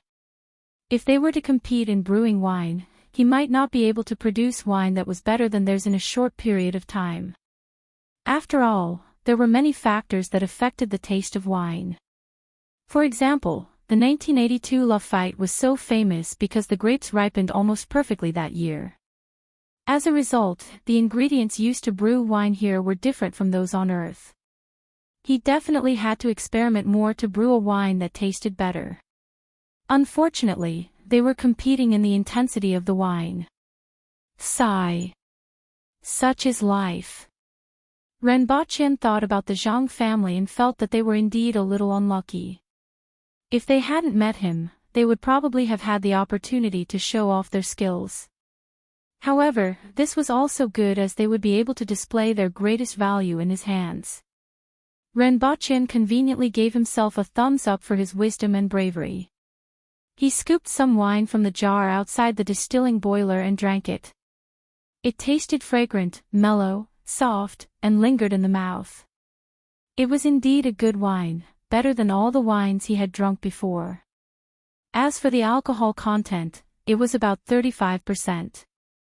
After distilling 5 jars of wine, he obtained about 2.5 jars of wine with 35% alcohol. Renbocchen then distilled it again and obtained a jar and a half of wine with 50% alcohol. At this time, the wine was like a raging fire when it entered the stomach, but the aroma was even more intense and tempting. After the 4th distillation, the aroma of the wine completely changed. Although it still had the original aroma after careful analysis, it gave off a completely different feeling. There were a few more flavors, as if it had become a completely different wine. At this time, the aroma of the wine had spread throughout the entire courtyard and could be smelled from half the street. Moreover, smelling this aroma made one feel like they were half drunk. A group of people had gathered outside the courtyard and were smelling the aroma with covetous looks on their faces. Even Zhang Junjing, who was in the courtyard next door, was shocked when he smelled this aroma. This aroma should be very familiar, but it felt very strange to him. It was as if it was a different kind of wine from the past, one on the ground and the other in the sky. How did the other party do it? What did he add to the wine? In fact, what Renbocchen was doing was just distillation. However, after the 4th distillation of the wine reached 65 degrees Celsius, some unknown changes occurred, and the aroma of the wine suddenly increased by a large margin. A few aromas that weren't easy to discover were completely highlighted and became an intoxicating aroma. Such fragrant wine! A coarse voice rang out in the courtyard. Qin Chuan had somehow arrived here by following the smell, and he grabbed the jug of wine with one hand. The wine belongs to Her Majesty. Renbocchen was shocked. This was to be used for the competition. After the competition, everything would be fine. But now, he couldn't let anyone drink it. Give me some. In the future, I'll be in danger. If you want to teach Tong Jingye a lesson, I won't hesitate to do so. Qin Chuan's eyes were glued to the wine jar in his hand. Who are you talking about, old man? Tong Jingye's gloomy voice resounded in the courtyard almost immediately. At the same time, he struck Qin Chuan's back with the black tiger steals the heart. The moment Qin Chuan turned around, Tong Jingye's hand reached out to grab the wine jar. Old man, I'm talking about you. Qin Chuan was furious. Tong Jingye laughed mischievously. His black tiger steals the heart was blocked by Qin Chuan, and he took advantage of the situation to execute an extremely fast groin kick. Both of you, get lost. The Empress's angry voice resounded in the air. Following which, a figure in red descended from the sky and grabbed the wine jar with one hand. Taking advantage of the situation, she kicked the two of them away. 2 human-shaped holes immediately appeared on the wall of the courtyard. Your Majesty, why are you here? Renbocchen didn't know whether to laugh or cry. Your smell is too strong. Those 2 bastards have been loitering around here for a long time. Renbocchen understood the Empress's words as soon as he heard it. The fragrance of the wine must have spread out during the distillation process and been smelled by others. Even he was surprised by the fragrance of the wine, let alone others. Then, someone spread the news to the 2 of them, and they came here to stare at the wine jar, ready to snatch it. These 2 old bastards were willing to throw away their pride just for a mouthful of wine. It was possible that these two weren't the only ones. It was just that the others couldn't compete with them, so they didn't show up when they saw them. It was a pity that the Empress appeared out of nowhere and gave each of them a kick. The Empress held the wine jar in one hand and raised her head to gulp it down. She felt that the fragrance of the wine was tempting. Following which, a ball of fire rose in her stomach, and her face began to turn red. What a fragrant wine! What a strong wine! The Empress exclaimed in surprise. She raised her head to the sky and gulped down another mouthful. After 2 mouthfuls, almost half of the wine jar was gone. Your Majesty, drink slowly. This wine is strong, and you have to save some for the competition, Renbochin quickly said. Ha! I know, but this wine is so fragrant. The Empress exhaled, and a strong fragrance of the wine sprayed from her mouth onto Renbochin's face. After gulping down half of the wine jar, her face turned red from ear to ear, and her voice was lazy and alluring. She looked down at the wine jar and then at Renbochin. She chuckled and took another sip.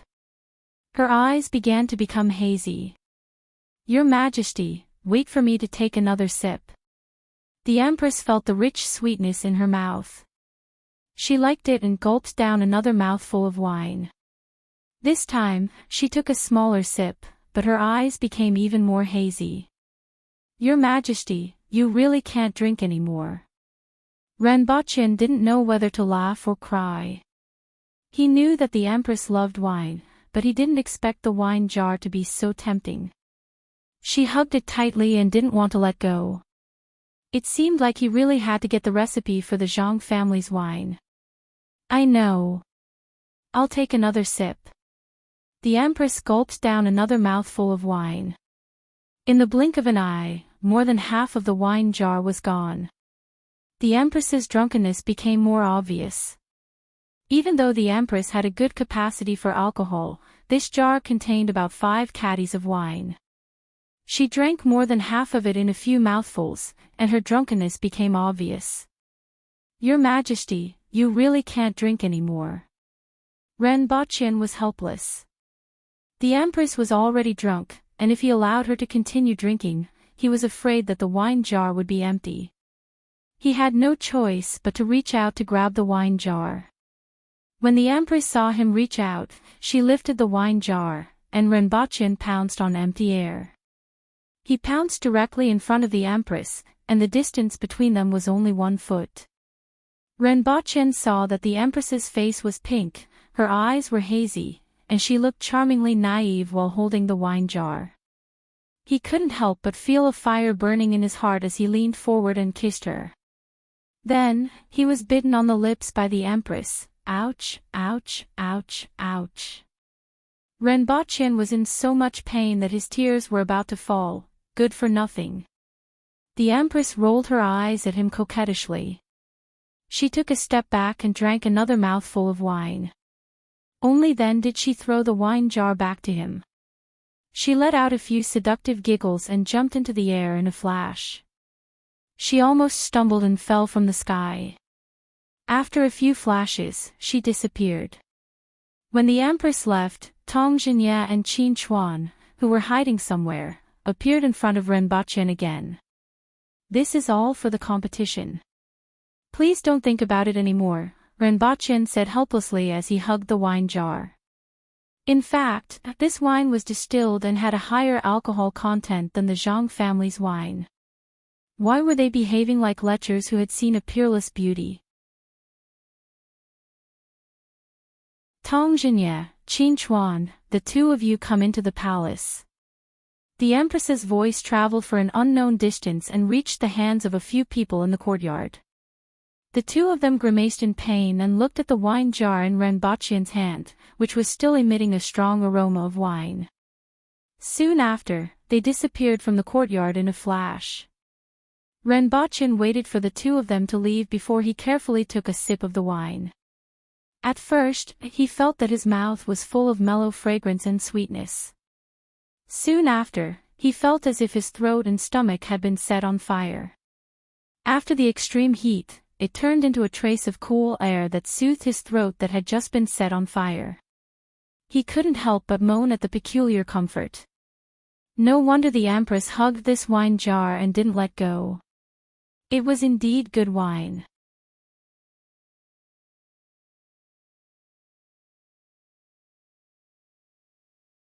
Chapter 580.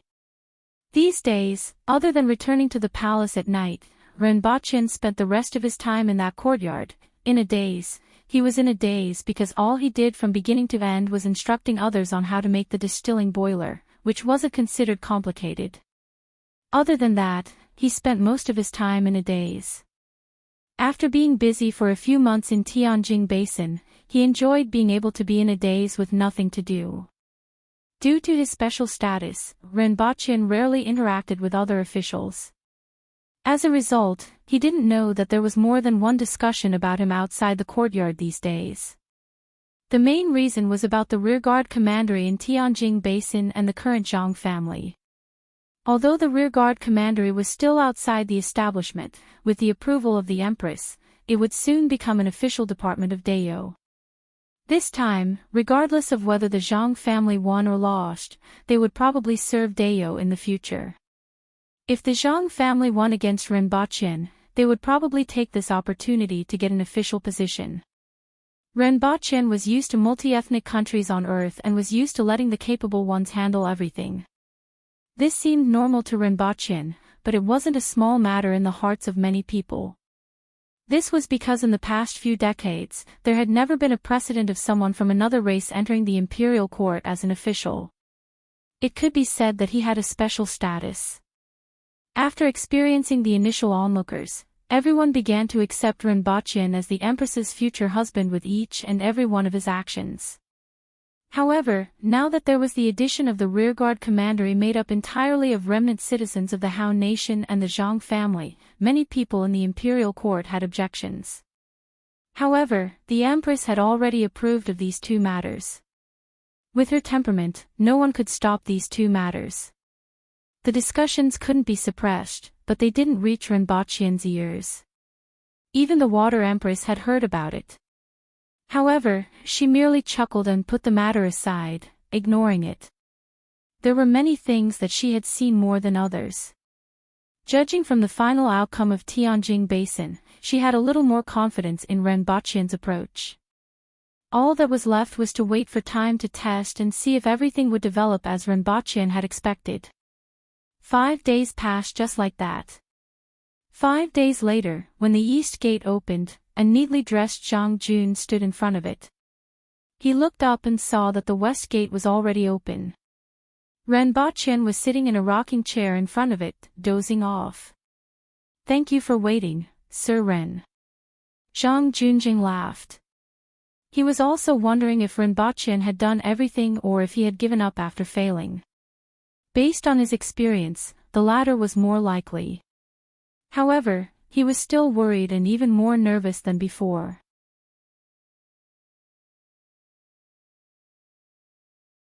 After all, this matter concerned the future of half of the Zhang clan. It could be said to be of great importance, and even he couldn't avoid it. Although he was dressed neatly and appeared to be in high spirits, his bloodshot eyes still spoke volumes. "You guys are done too." Renbochin raised his head and looked at Zhang Junjing and his nephews, as well as the tightly wrapped carriages behind the gate. "I'll get someone to inform Her Majesty to be a witness," Renbochin said with a smile. He turned around and shouted. Very soon, a guard left. "Thank you, Sir Ren." Zhang Junjing cupped his hands, sat down, and closed his eyes to rest. After 2 hours, everyone heard the sound of horses coming from outside the courtyard. Many people had arrived. Renbochin finally perked up and went out to welcome the Empress. After exiting the door, Renbochin saw a majestic procession. Other than the guards and the Empress's imperial chariot, there were also many ministers behind them. For example, Shiqing, Tong Zhenye, Tu Wan, and the others were among them. All of them wore sunglasses and looked like blind bears walking upright. The aboriginal men were majestic, and the women were enchanting. Tu Wan and a few other female officials with graceful figures were also very eye-catching. "Greetings, Your Majesty." Ren Baqin greeted the Empress first. Then, he smiled and swept his gaze across the officials. He discovered that Li Qinqiu, Shi Yueya, and Hong Wu were among them. It seemed like they had returned to attend the Empress's birthday celebration. Li Qinqiu and Shi Wanya gently nodded at Ren Baqin as a greeting. On the other hand, Hong Wu was furious. When Ren Baqin and the Empress left, he purposely kissed him at the city gate. He had been suppressing his resentment for half a year, and now, he could finally see Ren Baqin. If looks could kill, Ren Baqin would have been hacked into pieces by him. "It just so happens that the court session is taking place, so I asked everyone to follow me to take a look," the Empress said. Ren Baqin didn't think much of it as he had seen many of these people. Zhang Junjing, on the other hand, was excited. The bigger the scene, the better. Furthermore, the fact that the Empress had brought so many high-ranking officials made him feel that the Empress was taking this matter very seriously. "Please get ready and begin," the Empress said faintly as she walked forward in her red dress. Everyone stood in the courtyard. Ren Baqin smiled and asked, "What's the first competition?" "Let's compete in dyeing," Zhang Junjing said. He knew that they would probably lose the competition in brewing wine. If they lost in the first round, they would be looked down upon. It would be better to compete in dyeing. "That's settled then." Ren Baqin smiled and ordered someone to bring out the dyed cloth from the courtyard. The Zhang family's cloth was taken out first. There were a total of 7 rolls of pure color silk, red, orange, yellow, green, cyan, blue, and purple. Because they didn't make it in time, the colors were a little light, and people would feel that the colors weren't right at first glance. Zhang Junjing hurriedly explained, "This cloth takes a long time to dye. There are only 5 days this time, which is definitely not enough time. As a result, the dyeing is somewhat inadequate. As a result, this commoner and Sir Ren are competing in the durability of the colors." "Oh, this is the first time I've heard of it. What about you?" The Empress said faintly, looked at Ren Baqin, and asked. "They'll be here soon." Ren Baqin chuckled as he listened to the footsteps in the courtyard. Then, he saw 3 guards coming out with rolls of cloth that looked a lot smaller. Each of the guards was carrying a roll of cloth of 7 different colors: red, orange, yellow, green, cyan, blue, and purple. However, the color of the cloth that each guard was carrying was different. They actually dyed 3 different colors of each color. Furthermore, the colors were bright and beautiful. Compared to the cloth sold on the street, the colors were richer. As long as one wasn't blind, one would be able to see the difference at a glance. The eyes of Tu Wan and the other female officials lit up when they saw these rolls of cloth. The other officials didn't have much interest in this competition, but after seeing Zhang Junjing's 7 rolls of silk and Ren Baqin's 21 rolls of cotton cloth, they chuckled. It would have been fine if Zhang Junjing hadn't said those words. However, after hearing what he said and comparing the dyed cloth of both parties, Zhang Junjing's words made everyone want to laugh. "Didn't you say that 5 days wasn't enough? Not only did Principal Ren dye the cloth better than the one sold on the market, but he also dyed it in 3 different colors. What else could you say?" As for Zhang Junjing, he was stunned when he saw the cloth that Ren Baqin asked his men to carry out. How did the other party do it in 5 days? Furthermore, why were the colors so bright? How many times did they dye it in 5 days to achieve this? What kind of dye did they use? Soon after, he discovered the problem. The cloth that the other party used seemed to have never been seen before. "Sir Ren, can I touch this cloth?" Zhang Junjing cupped his hands. "Of course." Zhang Junjing took a few steps forward and rubbed the cloth with his fingers. Indeed, It was a cloth that he had never seen before. It seemed like the problem was with this cloth. Could it be that this cloth was easy to dye? Thank you very much, Sir Wren. If we were to compare the color of the cloth, I would have already lost this round.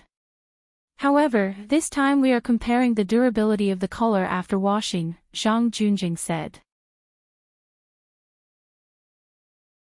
Although the Zhang family had lost in terms of color, he somewhat regretted not requesting for both parties to use the same cloth.